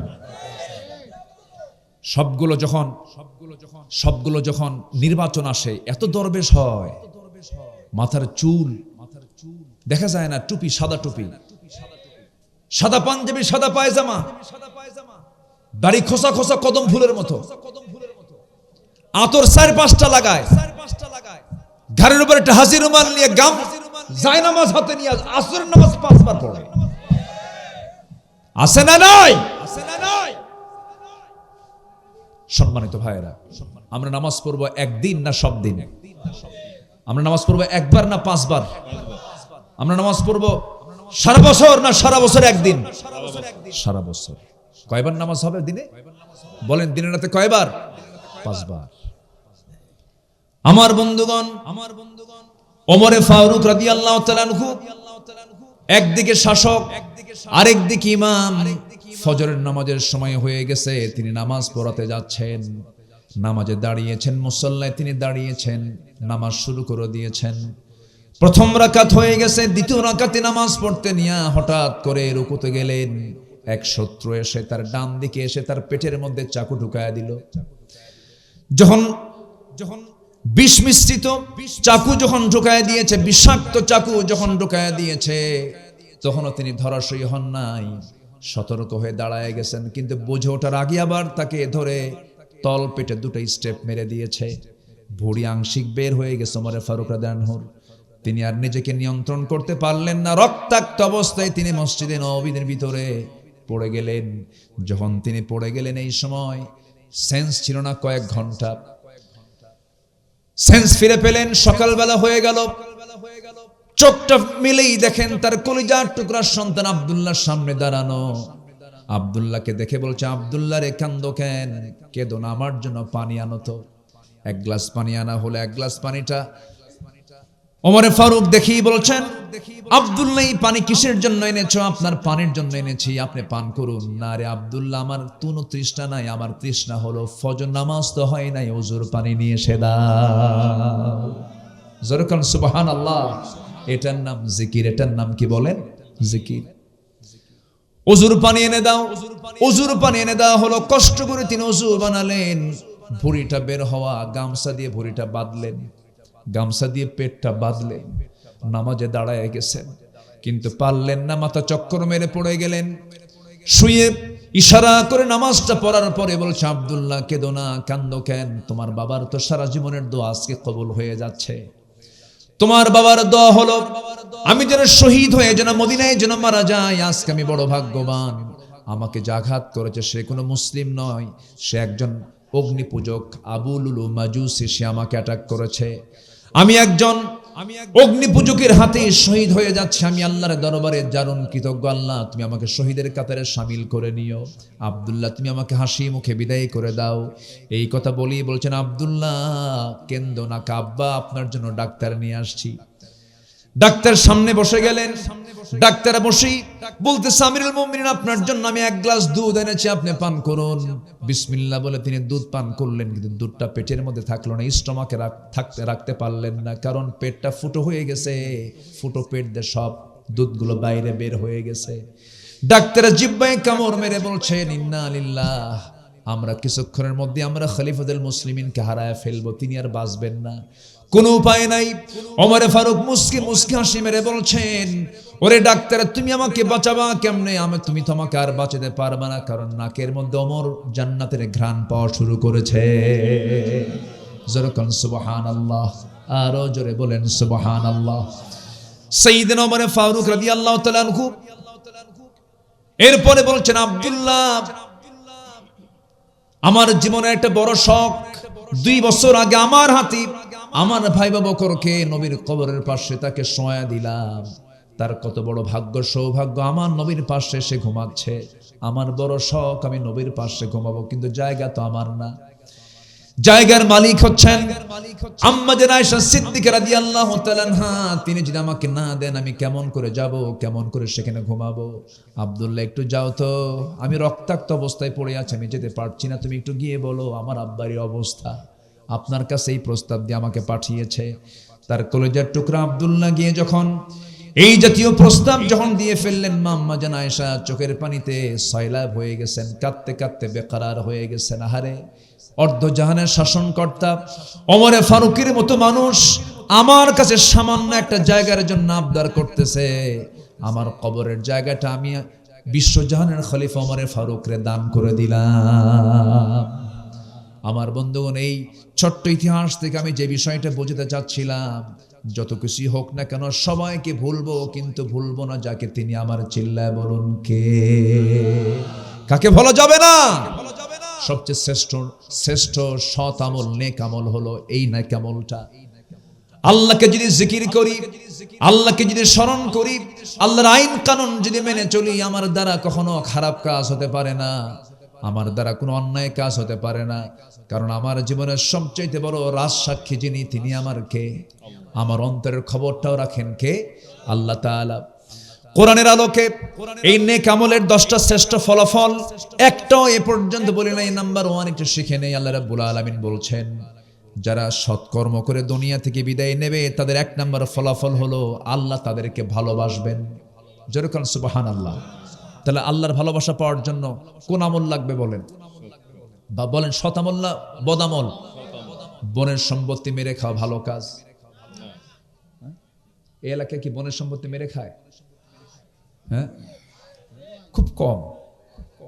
খুব কম নাকি না খুব বেশি? খাওয়ার পরিমাণ কম না বেশি বলেন? খুব বেশি। গ্রামের মাতব্বরও দুষ্ট কম না, বুঝলেন? মাতব্বরদের আগে কানে কানে বলে আসে, শোনেন বিচারটা এটা করে দিবেন। ঘুষও খায়। এ আছে না নাই? পার্থিব স্বার্থকে প্রাধান্য দিতে গিয়ে আপনি বনের সম্পত্তি বন যা পেত তার ব্যবস্থা না করে আপনি মিথ্যা একটা ফয়সালা দিয়া বনকে মাহরুম করলেন। আপনি বিচারক হয়ে আপনাকে জাহান্নামে যেতে হবে। ভাইগুলো চালাক কি? বনের সম্পত্তির উপরে লাগানো ধান, সেই ধান বিক্রি করে ওমরায় যায়। কই যায়? ওমরায় যায়। ওমরায় যায় আজওয়া খেজুর কেনে, জমজম পানি সবকিছু নিয়ে বনের জন্য আবার 1 ভরি স্বর্ণের চেন দিয়া 2 ভরি স্বর্ণের চেন নিয়ে চলে আসে। ভাবে যে একটু বনকে দেই, বন পাবে 1 কোটি টাকার জায়গা। আর বনের জন্য কিনছে একটা চেন আর আজওয়া খেজুর আর জমজম পানি আনছে। জমজম পানি এনে, আজওয়া খেজুর এনে বাড়িতে ঢোকার সঙ্গে সঙ্গে বনকে ফোন দিয়ে বলে, বোন কোথায় আছো? তাড়াতাড়ি আসো, আমি তোমার জন্য, আমি তোমাকে দেখার জন্য ব্যাকুল, তাড়াতাড়ি আসো। বনকে ডেকে আনে, বনকে পাশে বসায় বলে, বোন আমার, মক্কার যে জায়গায় বসেছি তোমার জন্য দোয়া করেছি, মাতাফে বসেছি দোয়া করেছি, হেরাম বেদে তোয়াফ করেছি দোয়া করেছি, মক্কায় দোয়া করলাম, মদিনায় দোয়া করলাম, তোমার জন্য এই আজওয়া খেজুর আনছি, তোমার জন্য জমজম কূপের পানি আনছি, আর সোনার মদিনা থেকে তোমার জন্য সোনার একটা চেন নিয়ে আসছি। বোন মাথাটা নিচু করে তোমাকে পড়ায় দেই। বোন তো দারুণ খুশি, ভাই আমাকে খুব ভালোবাসে। চেন টেন পড়ায় দিয়া খেজুর আর আজওয়া আর জমজম পানি খাওয়ায় দেবার পাশে বোনকে বসায় বলে, বোন একটা কথা বলবো। কি ভাই বলো? একটা কথা বলবো, রাগ করবা না তো? না, অংশ নিলে কিন্তু ধ্বংস হয়। কত বড় বদমাইশ! তাহলে এতক্ষণ ধরে সে যে ওমরার প্ল্যানে গেছে ওমরা করতে, এই যাওয়া আসার মূল টার্গেট হলো কি বলেন? বনেক ফাঁকি দেওয়া। ওর হজ কবুল হবে? ওর হজ কবুল হবে? ওর ওমরা কবুল হবে? একটা বিষয় মাথায় রাখবেন, যত কিছুই হোক না কেন কারো হক যেন আমার দ্বারা নষ্ট না হয়। এটা সবচাইতে খারাপ আমল, এটা যেন না হয়। এমনকি আমার কথায় যেন কেউ কষ্ট না পায়, তাহলে আমি তার হক নষ্ট করলাম। এমনকি যার জন্য আমি গীবত করছি তার হক আমি নষ্ট করে ফেললাম। আল্লাহ পাক তাকে মাফ করবেন না। মাফ করবেন কখন? যখন আপনি ওই ব্যক্তির কাছে গিয়ে বলবেন, ভাই আমি অমুক দিন তোমার নামে গীবত করছিলাম, তুমি আমারে মাফ করে দিও, আল্লাহ আপনাকে মাফ করে দিবেন। যেরকম সুবহানাল্লাহ। এই জন্য হক সম্বলিত কোন অপরাধ নিজের জীবনে বাস্তবায়ন করা যাবে না। বাপ যেদিন মারা গেছে সেই দিনই উচিত বন্ধেরকে ডাক দিয়ে বুঝায় দেওয়া, তোমরা তোমাদের অংশ নিয়ে চলে যাও। আমার এই ওয়াজের লাইনে অন্তত ভাইরা খুশি না হলো, বোনরা দারুণ খুশি, হুজুর বাস্তব একটা কথা বলছে। আরো কিছু কোন ভাইরা কিছু বসে আছে নাকি? আচ্ছা, রাগ করলেন নাকি আপনারা? সুদের বিরুদ্ধে কথা বললাম, এটাও তো একটু ডিসফেভার হতে পারে। আবার বোনের সম্পদ বুঝা দিতে বললাম। নেকামল তো আজকে আমার সাবজেক্ট হচ্ছে নেকামল। তো নেকামল করতে গেলে যেটা বদামল, এগুলো খুঁজে বের করার দরকার আছে না নাই? আচ্ছা, এই কথাগুলো শুধু আপনি শুনছেন না, এই কথাগুলো এখানে প্রায় অনেকগুলো চ্যানেল আসছে। এমনকি এখানে যতগুলো চ্যানেল আসছে, অনেক 2-4টে টেলিভিশনে এতগুলো চ্যানেলে এত প্রচার হবে না। এই অনুষ্ঠানটা, এই প্রোগ্রামটা হয়তো আগামী 3-4 দিনের মধ্যে কোটি কোটি মানুষের কাছে আমার এই আলোচনাগুলো চলে যাবে। সম্মানিত ভাইয়েরা, নেকামল আমার আপনার জন্য সবচেয়ে বড় পুঁজি। এই পুঁজিটা আমরা অবশ্যই মরার আগে কামাই করব না মরার পরে? মরার আগে। আমার বন্ধুগণ, নেকামল করলে কি হবে? 1 নাম্বার, আমরা আল্লাহর ভালোবাসার প্রিয় পাত্র হয়ে যাব। মহান রব্বুল আলামিন সুন্দর করে বলছেন, ওয়া আনফিকু ফি সাবিলিল্লাহ ওয়া লা তুলকু বিআইদিকুম ইলাত তাহলুকা ওয়া আহসিনু ইন্নাল্লাহা ইউহিব্বুল মুহসিনিন। জোরে বলুন আল্লাহু আকবার। 2-1 জন করে লোক উঠতেছেন আমাকে না বলে। হ্যাঁ, আমি কি করব? দোয়া করে দেব নাকি? যে যাচ্ছেন কেন? রাত হয়ে গেছে বেশি, একটু বসেন। আমি সবার কাছে করজোরে মিনতি জানাই, একদম বিনীত সুরে আমি বলতে চাই, দয়া করে আর কেউ উঠবেন না। আপনি ওঠা মানে কি জানেন? মাহফিলের শৃঙ্খলা কি রক্ষা হলো না ভঙ্গ হলো? ভঙ্গ হয়ে গেল। এটা কিন্তু খেলাফ, আদবের খেলাফ। আমি যোগ্য কেউ না, আমি নিজেকে খুব আমি মনে করি আমি অযোগ্য, আমার সেই যোগ্যতা নাই, নগণ্য হলাম আমি আল্লাহ। কিন্তু আমাকে আপনারা চেয়ারে বসায় দিয়েছেন, তাহলে আমি এই মঞ্চে বসে আছি, আমি কথা বলছি। বলুন তো উচিত কার আগে ওঠা? আপনার আগে ওঠা না আমার আগে ওঠা? বলেন তো। আমার আগে উঠতে হবে। আমি যখন উঠবো তখন আপনি উঠবেন। এটা হচ্ছে আদব। এটা কি বলেন তো? আদব। শিক্ষক যদি রুমে ক্লাসেই থাকে আর ছাত্র যদি না বলে দৌড় মারে, এটা কি ভালো ছাত্রের অভ্যাস? বলেন তো এটা কি? একটু বসেন না, কত সময় কত দিকে চলে যায়। একটু বসি আমরা, কষ্ট পেলেন মনে হয় কথায়। একটু বসেন, আর আধা ঘন্টা না হয় 1 ঘন্টা, এই তো কত সময় এদিক সেদিক চলে যায়। এতগুলো কথা বলা লাগতো না যদি আগে ভাগে ওঠা যেত। একটু রাতও হয়েছে, একটু ধৈর্য ধরেন, আর একটু সময় আমি জাস্ট শুধু আপনারা থাকলে আমি কথাগুলো বলতে পারবো, আর এই কথাগুলো কোটি কোটি মানুষ জানবে। একটু আপনার সহযোগিতা চাচ্ছি, একটু বসুন। পড়ন, একদম অনেক গভীর রাত হয়ে গেছে, আপনাদের কষ্ট হচ্ছে আমি জানি, একটু আমাকে সময় দেন প্লিজ। আমি আর এই ব্যাপারে আর জোর দাবি করব না। আশা করি আমার কথাটা আপনারা শুনবেন ইনশাআল্লাহ। তাহলে আল্লাহ পাক বলছেন, তুমি যদি ভালো আমল করো আমি তোমাকে ভালোবেসে জান্নাতটা বুঝায় দেব। যেরকম সুবহানাল্লাহ। আল্লাহ যদি কাউকে ভালোবাসেন, তার কি আর ভালোবাসার দরকার আছে কারো? বলেন, কারো দরকার আছে? দুনিয়ার সব ভালোবাসা আপনাকে দেয়, কিন্তু আল্লাহ আপনাকে ভালোবাসেন না। আপনি মাহরুম, আপনি পরাজিত। আমার বন্ধুগণ, নাম্বার 1 চলে গেল। নাম্বার 2 হলো নেক আমল করলে পরে অফুরন্ত নিয়ামতে পরিপূর্ণ জান্নাত আল্লাহ পাক আমাকে আপনাকে দিবেন।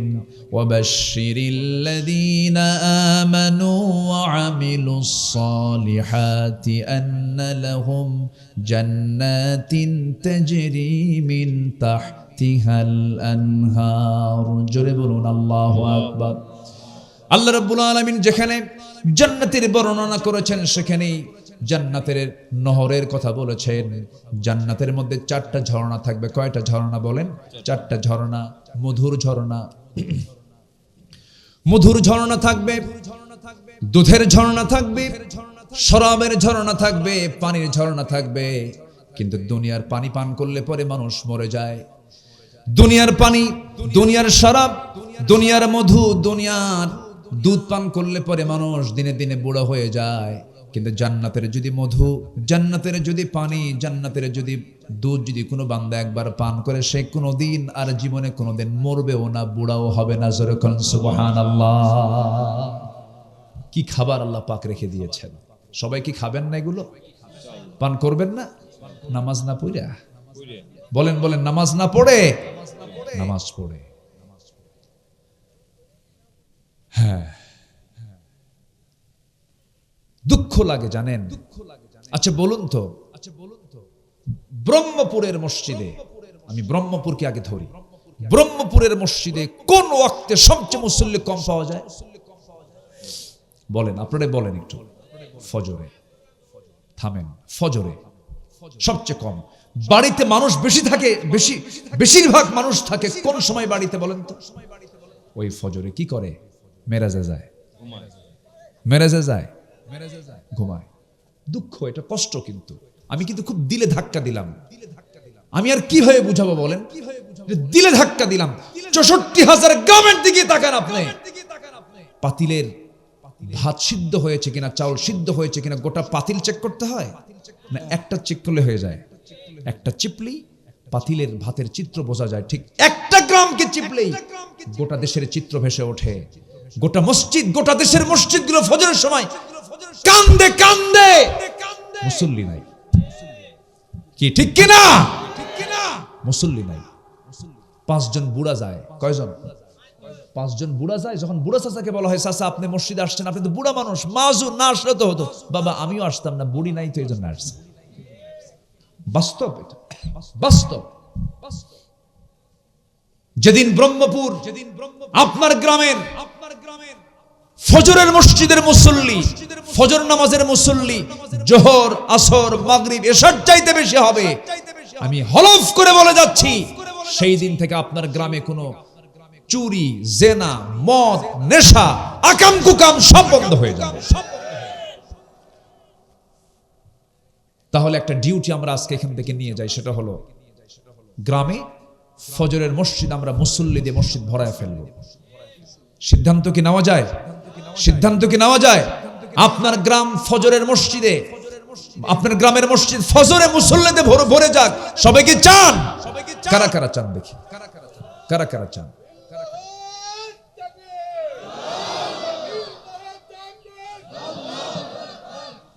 আল্লাহ কবুল করুন। জোরে বলি আমিন।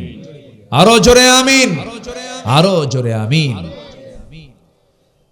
ভাইরে, জান্নাতে যাওয়ার তো একটা পজিশনে আসতে হবে।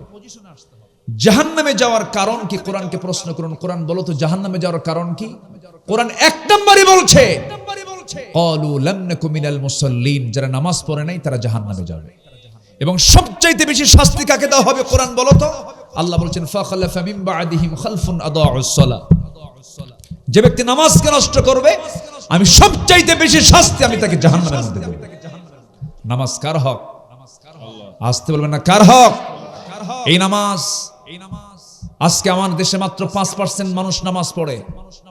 এই 5% থাকতো না যদি নামাজ রাষ্ট্রীয় পর্যায়ে কায়েম হয়ে যেত, নামাজি হতো 95%। অতএব সেই নামাজ রাষ্ট্রীয় পর্যায়ে কায়েম হোক। সবাইকে চান? চান কারা কারা? হাত উঁচু করে দেখান মুসলমান।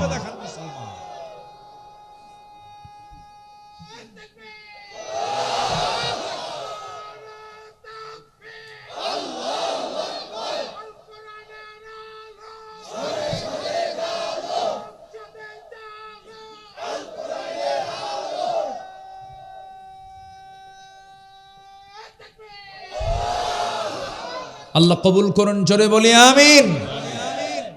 নামাজ পড়তে হবে। আমরা জানি আমরা আমাদের আমল নিয়ে জান্নাত পাবো না, কিন্তু একটা লেভেল তো আছে।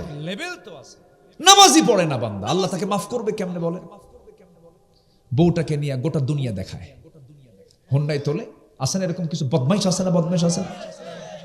নিজের বউ এমন ভাবে সাজায়, মাথা থেকে পা পর্যন্ত, মাথার চুল লাল, ঠোঁটের লিপস্টিক দিয়া লাল, শাড়ি একখান লাল, R15 হোন্ডাই তুললো।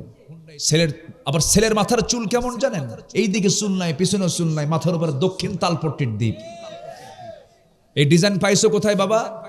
বলে যে বুঝবেন না হুজুর, এগুলো আধুনিক হালচাল। কার ডিজাইন? কে মেসি, তুমি কি নেইমার, তুমি কি কুত্তা। মাথার চুল, ঠিক আছে না? হাতে একখান বালাও পরে, কানের দুলও পড়ে, কোমরে বেল্টের তালা, প্যান্ট এমন পরে টান মারলি খুলে পড়ে। নাভির উপরে হচ্ছে প্যান্ট পরার নিয়ম, সেই নাভির নিচে এত নিচে সীমান্ত বর্ডার, যে কোনো মুহূর্তে অ্যাক্সিডেন্ট ঘটতে পারে। এই হচ্ছে প্যান্টের দশা। আর প্যান্ট নতুন কিনে আনে হাঁটু ফাটা। কি ফাটা? হাঁটু ফাটা। আচ্ছা বলেন তো, মানে ফাটা প্যান্টের দাম বেশি না ভালো প্যান্টের দাম বেশি? ফাটা প্যান্টের দাম 8,000 আর ভালো প্যান্টের দাম 800 টাকা। কি রুচি, রুচির কি পছন্দ ধরেছে আজকে? যা যে নামাজি হবে না সেই প্যান্ট পরে। রাগ করতেছেন নাকি? যুবকরা শুধু চরিত্র সুন্দর করো, চোখের পর্দা করো, চোখের পর্দা। মা বোরকা পরে আছেন আপনি, আর সারা রাত ধরে আপনি মোবাইল দেখতেছেন, পরপুরুষকে দেখতেছেন। আপনার ভূমিকা হলো মাথায় টুপি আছে কিন্তু পরনে লুঙ্গি নেই। কি রাগ করতেছেন নাকি আপনারা? বলেন তো, বোরকা আগে দরকার না চোখের পর্দা আগে দরকার? চোখ, চোখ, চোখ, চোখ। এই দুনিয়ার সবচেয়ে এখন বড় গুনাহ কি দিয়া বলেন? গোটা দুনিয়ার মানুষ এখন কিসের দিকে তাকায় আছে? স্মার্টফোনের দিকে। গুনাহ করাচ্ছে। ফোন যদি আপনাকে চালায়, আপনার ফোন ব্যবহার করা হারাম। আপনি ফোনকে চালাবেন জায়েজ, কিন্তু ফোন আপনাকে চালায়, ওই ফোন ব্যবহার করার দরকারই নেই। কি আমার কথায় কি একমত? আপনারা একমত? এই কথা কি বলার দরকার আছে? যুবকরা এগুলো করো না। তুমি লুকায় লুকায় কি করো? কেউ দেখে না। কে দেখেন? আল্লাহ দেখেন। তুমি ভাবতেছো আমি লুকায় লুকায় দেখতেছি। পর্নোগ্রাফিতে আসক্ত হইও না। তোমার ফ্রন্টাল সেলগুলো সব নষ্ট হয়ে যাবে, যৌবন ধ্বংস হয়ে যাবে। বাস্তবতার সঙ্গে এগুলোর কোনো মিল নাই, এগুলোর দিকে যাবা না। আমার বন্ধুগণ, ছোট্ট ছোট্ট বাচ্চাদের হাতে মোবাইল দিয়ে দেয় মা, গেমস গুলো দেখায়, খেলাগুলো দেখায় আর খাওয়ায়। এই ফোন কত ধ্বংস করে দিয়েছে পরিবার। কার বউ কে নিয়ে শুয়ে থাকে? কি ঠিক কিনা বলেন? লাইন ধরবো একটা, কার লাইন? আর মোবাইলের মধ্যে কত Line, Messenger, imo Line, WhatsApp, Viber, Instagram, Kurigram. কি ঠিক আছে না? সব লাইন বাদ, আল্লাহর লাইনকে ধরতে হবে। আকাম কুকাম করা যাবে না। বিয়ের প্রয়োজন হয়ে যাবে, জেনার কাছে যেও না। পিছন ধরে দরজা দিয়ে যাও না। লুকালুকি কোনো কিছু করতে যেও না। বিয়ের প্রয়োজন সুন্দর করে বলে ফেলো, বিয়ের প্রস্তাব দিয়ে দাও। আব্বাকে বলো আব্বা বিয়ে করাও। কিন্তু কিছু কিছু বেকুব বাপ আছে, নিজের পায়ে দাঁড়া। এই এখানে জোরে কে কইলো ওর বিয়ে করা দরকার? তাড়াতাড়ি। কি ঠিক কিনা? বাপরা বোঝে না, মারা বোঝে না। বিয়ে যে কত বড় জরুরি জিনিস। যে যুবক, যে সন্তানটা আপনার বুকটা উঁচু করে বলে, মুখ খুলে বলে বিয়ে করাও, এটা অত্যন্ত চরিত্র ভালো লক্ষণ। আর যে যুবকটা যুবক আছে কিন্তু বিয়ের কথা কয় না, ও তো বাইপাস মারে, ও তো আকাম কুকাম করে বেড়ায়। কি ঠিক আছে কিনা? যুবকরা সময় হলে বিয়ে করে ফেলবে। আব্বা আম্মাকে বলবা যে আল্লাহ চালাবে। কে চালাবেন? আল্লাহ চালাবেন। আল্লাহ চালাবেন। আল্লাহ চালান তো, আল্লাহ চালান না? আল্লাহ চালান না? বিয়ে করে কি খাওয়াবো? বউ তো হাতি। একজনেরটা দুজন ভাগ করে খাবেন, একজনেরটা দুজন ভাগ করে খাবেন। হাদিস আছে না নাই? হাদিস আছে না নাই? একটু মনোযোগ দিয়ে কথাগুলো শোনেন, রাখেন, একটু কান লাগাবেন। আমার নবীজি বিয়ের পক্ষে ছিলেন, বিয়েটাকে সহজ করেছেন রাসূল। আমার নবীজি বিয়েটাকে এত সহজ করে দিয়েছেন। কালো সাহাবী, কি সাহাবী বলেন? কালো সাহাবী। এই কালো সাহাবী নবীর কাছে এসে বলছেন, ইয়া রাসূলুল্লাহ, আমার কি বিয়ে হবে না? রাসূল বলেন, কেন? বহু মেয়ে দেখলাম, বিয়ে হয় না। রাসূল বলছেন, তোমার বিয়ের দায়িত্ব আমি নিলাম। হুজুর কে? ইবনে ওহাবের মেয়ে আছে, চলে যাও, আমার প্রস্তাব দিয়ে দাও। রাসূল বললেন, সাহাবী বলছেন, না আমি একা যাব না, আমি এমনি এমনি যাব না, দলিল করে দেন। আমার নবীর কাছ থেকে একটা চিঠি লিখিত করে না হলো। এই চিঠিখানা নিয়ে মেয়ের বাবার কাছে গিয়ে বলছে, এ মেয়ের বাপ ইবনে ওহাব, এই চিঠিখানা পড়ো, তাড়াতাড়ি ব্যবস্থা করো। দেখছেন কি অবস্থা। মেয়ের বাবা চিঠিখানা পড়লেন, রাসূল চিঠি পাঠিয়েছেন, সম্মানজনক চিঠি। খুব খুশি হয়ে গেলেন। খুশি হয়ে এবার বলছেন, শোনো, আমার মেয়ের কাছে আগে প্রস্তাবটা দেব, আমার মেয়ে যদি পছন্দ করে হয়ে যাবে। এই কথা শুনে, এই কথা বলেই ভিতরে চলে গেছেন। মেয়েটা পাশে দেওয়াল ঘেঁষে ঘেঁষে সব কথা শুনে নিয়েছে। এবার বলছে, মা, তোমার জন্য বিয়ের প্রস্তাব এসেছে, যদি পছন্দ হয় বিয়ে হয়ে যাবে। কিন্তু ছেলেটা কিন্তু কালো, মেয়েটা কাঁদতেছে। এবার বলছে, মা, তুমি যেহেতু কাঁদতেছো, বিয়ে দেব না। আব্বা বুঝতে ভুল করেছেন, নবী যাকে পছন্দ করেছেন সেই পুরুষটাই হবে আমার স্বামী। ওই মহিলাটা দারুণ সুন্দরী ছিলেন, কিন্তু কালো ছেলে রাসূল পাঠায়া দিয়েছেন, তিনি তাকেই পছন্দ করে ফেলেছেন। আজকের সমাজে কিছু মহিলা আছে, একটু সুন্দর চেহারা হলে পরে, স্বামী একটু কালো হলে পরে দামাক কম না বেশি? আজ থেকে দামাক কম না বেশি? একটু কিছু লাগলেই বলে যে তুমি একটু আয়নার চেহারা দেখো তো, আমার সঙ্গে তোমার যে বিয়ে হয়েছে তোমার 14 গোষ্ঠীর কপাল। আছে কিনা? আছে কিনা?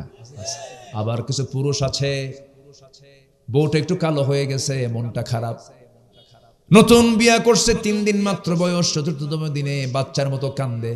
কান্দিস কেন? সুমনের বউ দেখতে কত সুন্দর, আমার একটা বউ হলো, দেখেন নজর গেছে সুমনের বউয়ের দিকে। আপনার বউ কখনো সুন্দর হবে না যদি আপনার নজর যদি অন্যদিকে যায়। আর আপনার নজর যদি আপনি ঠিক রাখেন, আপনার বউ হবে পৃথিবীর সবচাইতে সুন্দরী নারী। আমার মায়েরা খুব খুশি, ভালো করে রাখেন, ওদের চোখ নজর ঠিক নেই। আমরা চোখটাকে ঠিক রাখবো। জোরে বলি ইনশাআল্লাহ, আর জোরে বলি ইনশাআল্লাহ। কষ্ট পাচ্ছেন মনে হয়। আমার নবীজির প্রিয় সাহাবী বাইরে দাঁড়ায় আছেন। মীর বাপ এসে বলতেছে, এই সাদ, তোমার কপাল খুলে গেছে, আমার মেয়ে রাজি, আমিও রাজি। আবু সাদ সালমি বলছেন, আমিও তো রাজি। নবীর কাছে গিয়ে বলছে, হুজুর আজকে সফল, সব কিছু ওকে, বিয়েটা পড়ায় দেন। কে টাকা আছে? কে না তো। কে টাকা না থাকলে বিয়ে করবা কেমনে? হুজুর টাকার দায়িত্ব দিলে আমার বিয়ে হবে না, অতএব সব যখন আপনি করলেন, টাকাটা আপনি দেন, বিয়ে আমি করি। যেরকম সুবহানাল্লাহ। চিন্তা করে দেখেন, রাসূল বিয়েটাকে কত ইজি করে দিয়েছেন। নিজের মেয়ে ফাতিমা, বিশ্বনবী রাষ্ট্রনায়ক মুহাম্মদ সাল্লাল্লাহু আলাইহি ওয়াসাল্লাম তার নিজের মেয়েকে বিয়ে দিচ্ছেন। একটা জামাই ছিল ধনী, কে বলেন তো? যেটা ধনী জামাই, ওসমান। এটা এমন ধনী, একদিন রাসূলের কাছে এসে বলতেছে, হুজুর আমার আর ভাল লাগে না, কেন? আপনি দোয়া করেন তো আমার সম্পদ যেন কমে যায়। আচ্ছা, কোন ধনী কি এরকম কয়? বলেন তো, দুনিয়ার কোন ধনী এরকম কয়? উনি বলতেছে যে হুজুর আপনি একটু দোয়া করেন আমার সম্পদ যেন কমে। রাসূল বলছেন, কেন? আমি এত হিসাব আর নিতে পারতেছি না। রাসূল বলেন, তুমি খাও কেমনে বলো তো, তোমার খাওয়ার স্টাইলটা বলো তো। সাইয়েদনা ওসমান বললেন, ইয়া রাসূলুল্লাহ, আমার খাওয়ার সিস্টেম হলো, আমি যদি উটের পিঠেও চড়ে থাকি, উটের পিঠটা কিন্তু অনেক উঁচা, সে উটের পিঠে যদি খাইতে বসি, আমি উটের উপর থেকে খাইতে নিয়ে যদি আমার একটা দানাও পড়ে যায়, আমি উটটাকে বসাই, আবার আমি নিজে নেমে সেই দানাটা তুলে ধুয়ে নিয়ে আবার সেটাকে আমি আবার খাই। রাসূল বলছেন, তোমার জন্য দোয়া করে কোনো কাম হবে না, তোমার সম্পদ আরো হবে। সুবহানাল্লাহ। মেয়েকে একটা দিয়েছেন, ধনীর সাথে হয়ে গেছে, সবচেয়ে কাছের মেয়ে, সবচেয়ে অত্যন্ত আদরের দুলালি ফাতিমার জন্য বিয়ের প্রস্তাব আসলো। মদিনার ধনাঢ্য সাহাবীরা প্রস্তাব দিচ্ছেন, রাসূল নট এলাও, হবে না, যাও। সবার প্রস্তাব তিনি আউট করে দিলেন। এবার যার ঘর নাই, বাড়ি নাই, টাকা নাই, পয়সা নাই, নবীর কাছে এসে সামনে আস্তে করে বসে আছেন। রাসূল বলছেন, আলী বসে বসে কি চিন্তা করো, কিছু বলবা নাকি? হুজুর কি বলবো, লজ্জা লাগে। তুমি কি বিয়া করবা নাকি? দিলে করব। সুবহানাল্লাহ। দিলে করব। তোমার কি কিছু আছে নাকি? যা আছে আমার হাতের সাথে। কোথায়? এই যে তরবারি, এই যে ঢাল, আর কিচ্ছু নাই ইয়া রাসূলুল্লাহ। আমার নবীজি বলছেন, তরবারি লাগবে যুদ্ধ করার জন্য, ঢাল ছাড়াও যুদ্ধ হয়, ঢালটা বেঁচে আসো। বিশ্ব নবী তার সবচেয়ে কাছের মেয়েকে বিয়ে দিচ্ছেন। ঢাল বিক্রি করার টাকা দিয়ে মোহরনার টাকা নির্ধারণ করবেন। ঢাল বিক্রি করতে গেছেন, ঢাল বিক্রি করতে গিয়ে কোনো কাস্টমার পান নাই, সামনে দাঁড়ায় আছেন সকালবেলা ওসমান রাদিয়াল্লাহু তাআলা আনহু। আলী তুমি কেন আসছো? ঢাল বিক্রি করব। কেন? বিয়া কার সাথে? আপনার শালীর সাথে। সুবহানাল্লাহ বলবেন। খুব খুশি হলেন, দাও। ঢালটা নিলেন, টাকাটা দিলেন। কিছুক্ষণ পর কিছু দূর যেতে না যেতেই বলছেন, আলী এইদিকে আসো, যোদ্ধার হাতে কি ঢাল না থাকলে মানায় নাকি? ঢালটা তোমাকে দিলাম আর টাকাও তোমাকে আমি দান করে দিলাম, যাও। চলে গেছেন, নবীর কাছে গিয়ে দাঁড়ায় আছেন, ঢালটা হাতে আছে। রাসূল বলছেন, আলী মনে হয় ঢালটা বিক্রি হয় নাই। হুজুর ঢাল তো বিক্রি হয়েছে। তাহলে ঢাল হাতে কেন হুজুর? আমাকে ঢালটা উপহার দিয়েছে, আবার টাকাও পাইছে, ঢালও পাইছে। কে? ওসমান। লোক আর খুঁজে পাও নাই? যখন সুবহানাল্লাহ। বিক্রিটা অন্য কারো কাছে করো, আমি জামাইকে বলতে পারলাম না, তার আগে তুমি ঢোল পিটায় আসলা। আল্লাহু আকবার। রাসূল কত সহজ করে দিয়েছেন। একটা অনড়ম্বরপূর্ণ বিয়ে, কোনো খরচ নাই, কিচ্ছু নাই। আর আজকের সমাজে বিশাল বড় বিয়ে, প্রতিবেশী গরিব দাওয়াত পায় না। আছে না নাই? ওগুলো জানোয়ার, ওগুলো জানোয়ার, ওগুলো। আজকে আমি ভালো কাজ কি এগুলো বুঝাচ্ছি, এই জন্য এগুলো কথাগুলো আসতেছে। আপনি যেদিন মরে যাবেন, ওই ধনী লোক লন্ডন থেকে আসবে না, ওই গরিব প্রতিবেশী আপনার কবর খনন করার জন্য যাবে। গরিবরে দাওয়াত দেয় না, কিছু দিতে পারবে না। বিয়েতে নিবেন কেন? বিয়েতে কিসের উপর ঢোকন নিবেন আপনি? যে বিয়ের টার্গেট থাকে আমি খরচ তুলবো, ওই অলিমা করার দরকার নাই। ঠিক আছে কিনা বলেন? হিসাব করে যে খরচ কত, উঠবে কত, দেখছেন? আছে কিনা, আছে কিনা, আছে কিনা, আছে কিনা? উচিত কি জানেন? বিয়ের অনুষ্ঠান যারা করবে, কার্ডে লেখা উচিত বিশেষ দ্রষ্টব্য। বিয়ের অনুষ্ঠানে আসবেন, অলিমাতে আসবেন, বিশেষ দ্রষ্টব্য, কিচ্ছু ঢোকন নিয়ে আসবেন না, সব অনুষ্ঠান বন্ধ হয়ে যাবে। হ্যাঁ, কার মন খারাপ হবে? ও আচ্ছা আচ্ছা, না না, এটাই বরকত। এটা কি বলেন? এটা কি বলেন? বরকত। রাগ করতেছেন নাকি আপনারা? আলোচনা চালাই, কষ্ট হচ্ছে নাকি আপনাদের? ওমরে কি বলে, আমার নবীজির সামনে আলী বলছেন, আলী বিয়ে হয়ে যাবে। ভিতরে গিয়ে বলছেন, মা আমি একটা ছেলে ঠিক করছি, তুমি কি পছন্দ করো? আব্বা আপনার পছন্দে আমার পছন্দ। আল্লাহু আকবার বলেন। আর এখনকার মেয়ের বাপরা বলতে পারে, আব্বা তুমি বোঝো কিছু? ছেলে কি করে? মুখে দাঁড়িয়ে আছে, বাবা শিক্ষিত, ভালো, পরহেজগার, নামাজ পড়ে। কাব্বা দাঁড়িয়ে আছে, ও তো চাচা। হিসাব ক্লিয়ার। কাকে পছন্দ মা বলো? কাব্য ওই জায়গায় একটা ছেলে আছে, মাথার চুলগুলো খুব সুন্দর, কি সুন্দর স্টাইলিস্ট, খুব ভালো। কেমন? ওই যে ওই মার্কা চুল, হাঁটু ফাটা প্যান্ট। আব্বা মাঝে মাঝে একটু বোতল খায়, বোতল আছে না নাই? ইয়াবাখোর, গাঁজাখোরকে পছন্দ হয়, ঠিক কিনা? যুবকরা চরিত্র সুন্দর করো, ভালো বউ পাবা। আর চরিত্র কুত্তার মতো করবা, জানোয়ার একটা আসবে তোমার কাছে। রাগ করতেছ? এগুলি দরকার কথা, এগুলি প্রয়োজন। জীবনটাকে সুন্দর করে সাজাবো, জোরে বলি ইনশাআল্লাহ। নবীজি মেয়েকে বিয়ে দিলেন, বিয়ে দিয়ে বলছেন, মা স্বামীর ঘরে যাচ্ছ, মৃত্যুর দিন পর্যন্ত একটা নালিশ যেন আমার কানে না আসে, যাও। আর এখনকার মেয়ের বাপরা কি কয়? তুই যা, কিছু হলে খেলে ফোন দিবি, খাইয়া ফালাম। আছে না এরকম? আছে না এরকম বাপ? আছে?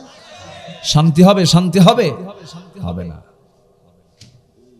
স্বামীর দোষ ধরা জায়েজ নাই, আবার বইয়ের দোষ ধরাও জায়েজ নাই। দুজনের দোষ দুজন ধরবে, কিন্তু কাউকে বলা যাবে না, কাউকে বলা যাবে না। এরকম বেকুব কিছু আছে না পুরুষ, বেকুব কিছু মহিলাও আছে না নাই? বলে ঢোল পিটে বেড়ায়। এগুলো করবেন না।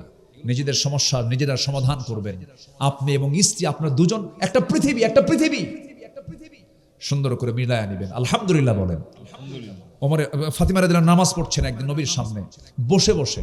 রাসূল বলছেন, ফাতিমা বসে বসে নামাজ পড়ো কেন? কম বয়সী? কাব্বা আপনি না বলেছেন স্বামীর বিরুদ্ধে কোনো নালিশ দেওয়া যাবে না? আমার জামাটার পিছনে ছেঁড়া তালিযুক্ত, আপনি যদি দেখেন আপনার মন খারাপ হতে পারে। এই জন্য বসে বসে তালি দেখাবো না, এই জন্য বসে বসে নামাজ পড়তেছি। আল্লাহ তুমি আমার এলাকার মাদেরকে কবুল করো, জোরে বলি আল্লাহুম্মা আমিন। আমার মা বোনদেরকে দাদির মতো বানায় দাও। আমার দাদিরা ভালোই ছিল তো, আমার দাদিরা ভালো ছিল না? আমার দাদিরা ঘুম থেকে উঠতো ফজরে, আর এখন ভাবির ওঠো ঘুম থেকে 11টার দিকে। সব উল্টা পাল্টা, সারা রাত ধরে ওই যে কি দেখে। আমার বন্ধুগণ ওই সাহাবী নবীর কাছে আসলেন, রাসূল বলছেন সাদ চিন্তা করো না, তোমার বিয়ের ব্যবস্থা হয়ে যাচ্ছে, তোমার বিয়ের সব ফয়সালা করে দিচ্ছি আমি। 200 400 দিরহাম দুজন সাহাবীর কাছ থেকে নিয়ে বলেন বাজার করে আসো। বাজার করতে গেছেন, বাজার করা শুরু করেছেন, এমন সময় তার কানে সংবাদ আসলো, সাদ তুমি বিয়ের বাজার করতে আসছে, তুমি কি জানো যুদ্ধের ডাক কিন্তু আসছে। সঙ্গে সঙ্গে সাদ করলেন কি, বিয়ের বাজার বন্ধ করে তিনি যুদ্ধের বাজার করলেন, ঘোড়া কিনলেন, তরবারি কিনলেন, যুদ্ধে চলে গেলেন, শাহাদত বরণ করলেন। বিয়ার হলো না। নবীর কানে সংবাদ আসলো, হুজুর সাদ তো দুনিয়াতে নাই। কোন সাদ? যে সাদের বিয়ের কথা গতকালকে ছিল। আমার নবীজি দৌড় মেরে চলে এসে তার লাশটা দেখলেন, মস্তকটা ছিটকে পড়ে আছে, চুলগুলো লম্বা লম্বা, রক্তাক্ত চেহারা হয়ে আছে। রাসূল তার দিকে তাকায়, একবার হাসেন একবার কাঁদেন। সাহাবীরা বলছেন, হুজুর আপনি এমন করছেন কেন? রাসূল বলছেন, আমি সাদের ব্যাপারে আমি এই জন্য কান্দি, আমি সাদের সব আয়োজন সম্পূর্ণ করলাম, কিন্তু সাদ তো বিয়ে করতে পারলো না, এই জন্য কান্দি। আর সাদের দিকে আমি তাকাই, এই জন্য হাসতেছি, আমি আমার নিজের চোখে দেখতে পেতেছি জান্নাতের হুররা তাকে টানাটানি করে জান্নাতের দিকে নিয়ে চলে যেতেছে। জোরে কোন সুবহানাল্লাহ, আরো জোরে বলেন সুবহানাল্লাহ। আমার ভাইয়েরা, কথার তো কোনো থা নাই, বহুদিকে কথা চলে যায়। সবচেয়ে বড় বিষয় হলো আমার জীবন থেকে হারাম কাজগুলোকে আমরা মাইনাস করব, হালাল কাজগুলোকে ইনক্লুড করব, হারাম কাজগুলোকে মাইনাস করে ফেলবো। ভালোবাসবেন কে? আসতে ভালোবাসবেন কে? আমরা কি জিনার পক্ষে না বিয়ের পক্ষে? সুদের পক্ষে না যাকাতের পক্ষে? বলেন বলেন বলেন, কিসের পক্ষে? যাকাতের পক্ষে। বেনামাজ না নামাজ? বেনামাজ না নামাজ? সুদ না যাকাত? ভালো কাজের দিকে আমরা নিজেকে প্রস্তুত করে ফেলবো। আল্লাহ সৎকর্মের ফলাফল হলো 10টা, 2টা চলে গেল। সৎকর্মের মাধ্যমে গুনাহ মাফ হয়ে যায়। গুনাহ কি হয়ে যায়? মাফ হয়ে যায়। নাম্বার 4 হলো আল্লাহর তরফ থেকে পবিত্র জীবনের সুসংবাদ হয়। পবিত্র জীবন কাকে বলে? পবিত্র জীবন তো তার যে জীবনকে আল্লাহ রাব্বুল আলামিন জান্নাতের জন্য প্রস্তুত করেছেন। জোরে বলেন সুবহানাল্লাহ। মান আমিলা সালিহাম মিন যাকারিন আও উনসা وهو مؤمن فلنحيينه حياة طيبة। জোরে বলুন আল্লাহু আকবার। নাম্বার 5 হলো মহান আল্লাহর রহমত প্রাপ্তির সুসংবাদ। নেক আমল করলে পরে আল্লাহ পাক রহমত দিয়ে ধন্য করবেন। আমরা কি হিসাব দিয়ে জান্নাত পাবো নাকি? হিসাব দিয়ে জান্নাত পাবো? রহমত দরকার কার? কার রহমত দরকার? আল্লাহর রহমত দরকার। একটা ছোট্ট ইতিহাস মনে পড়ে গেল আমার নবী, ইতিহাসটা সাহাবায়ে কেরামের সামনে একদিন বলছিলেন। সাহাবীদেরকে বলেন, ও সাহাবীরা বলবো নাকি? হুজুর বলেন। রাসূল বলছেন, বনি ইসরাইল যুগে 3 যুবক তারা কোন এক সফরে বের হলো। হঠাৎ করে তাদের সামনে বিশাল বড় ঝড় শুরু হয়ে গেল। সেই ঝড়ের কবলে পড়ে গেছেন এই 3 যুবক। পাহাড়ি এক গর্তের মধ্যে গিয়ে তারা আশ্রয় নিল। পাহাড়ি ঢলটা এত তীব্র থেকে তীব্রতর হলো যে উপর থেকে একটা বড় পাথর এসে ওই গুহার মুখে আটকে গেল। গুহার মুখে আটকার সঙ্গে সঙ্গে পাথরটা এত বড়, নড়ার কোনো কায়দা নাই, মরা ছাড়া কোনো উপায় নাই। ওই সময় 3 যুবক আল্লাহর দরবারে 3 দিক হয়ে রোনাজারি করতে করতে বেকরার হয়ে যাচ্ছেন। রাসূল বললেন, এক যুবক দোয়া করে, আল্লাহ আমার কাছে একজন লেবার কাজ করতে এসেছিল সকাল থেকে সন্ধ্যা পর্যন্ত, কিন্তু আমি তাকে তার পেমেন্টটা দিতে পারি নাই। বহুদিন পরে সে আমার কাছে আসলো, আমি তার টাকাটা আমি ফেলে রাখি নাই, তার টাকা দিয়ে একটা ছাগল কিনেছি। ছাগল পাল হয়ে গেছে, অনেকদিন পর আসার পর আমি তাকে টাকা না দিয়ে আমি তাকে ছাগল পালটাই দিয়ে দিয়েছি। আমানত রক্ষা করেছে। আল্লাহ এই ওসিলায় তুমি আমাকে এই বিপদ থেকে বাঁচাও। ওই পাহাড়ের গুহার মুখ থেকে পাথর কিছুটা সরে গেল। জোরে বলেন সুবহানাল্লাহ। আরেক যুবক দোয়া করে, আল্লাহ চাচাতো বোনের ঘরে ঢুকেছি, আমি জিনা করব। চাচাতো বোন আমাকে প্রস্তাব দিয়েছে, আমি তার প্রস্তাবের সম্মতি দিয়েছি, কিন্তু হঠাৎ করে চাচাতো বোনের আমি যখন রুমে ঢুকে তার 2 উরুর মাঝখানে বসেছি, জিনা করব। এমন সময় বোনটা আমাকে স্মরণ করে দিল, ও ভাই জিনার কাজে লিপ্ত হয়েও না, আল্লাহ কিন্তু দেখছেন। ওই মুহূর্ত থেকে চট করে আমি বের হয়ে আসছি, তোমার ভয় জিনার কাছে যাই না, আল্লাহ তুমি আমাকে মাফ করে দাও। পাহাড়ের মুখ থেকে পাথরটা আরেকটা সরে গেল। আরেকজন যুবক দোয়া করছে, আল্লাহ কোন জীবনে তেমন ভালো কাজ করতে পারে নাই, তবে এক রাতে বাড়িতে আসলাম গভীর রাতে, বউটা আমার জন্য গরম 1 গ্লাস দুধ দিল। সেই দুধের জন্য আমার মেয়েটাও পাগল হয়ে গেল, সে খাবে। আমি খেলাম না, আমার মেয়েকেও খাইতে দিলাম না। ওই দুধটা দেখি আমার মার কথা মনে হয়ে গেছে। মার ঘরে গিয়ে দেখি মাটা ঘুম, মাকে ডাকলাম না। শেষ রাত্রে মা যখন জেগে গেছে, দুধটা গরম করে বললাম, মা তোমার জন্য দুধ এনেছি, তুমি দুধ খাও। আমি না খেয়ে আমার সন্তানকে না খাওয়ায়া আমি আমার মাকে খাওয়ায় দিয়েছি, মাকে প্রাধান্য দিয়েছি। আল্লাহ এই বিপদ থেকে আল্লাহ তুমি আমাদেরকে বাঁচাও। এই তিন যুবকের এই প্রার্থনা আল্লাহ রাব্বুল আলামিন মঞ্জুর করে নিয়া সেই পাহাড়ের মুখ থেকে পাথরটা সরায় দিয়ে এই মৃত্যুর হাত থেকে তাদেরকে রেহাই দিয়ে দিলেন। জোরে কোন সুবহানাল্লাহ। কয়টা শিক্ষা বলেন? তিনটা নেক আমল, একটা হচ্ছে আমানত, একটা কি বলেন? আমানত। নাম্বার 2 হলো পিতামাতার খেদমত। বাপ বড় না মা বড়? হ্যাঁ, কার দাম বেশি? বাপের দাম বেশি না মায়ের দাম বেশি? ভালো করে কোন। বাপ মা নামাজে দাঁড়াইছে, ইমামকে আর মুসল্লিকে? ইমাম বাবা। ইমাম কি হবে?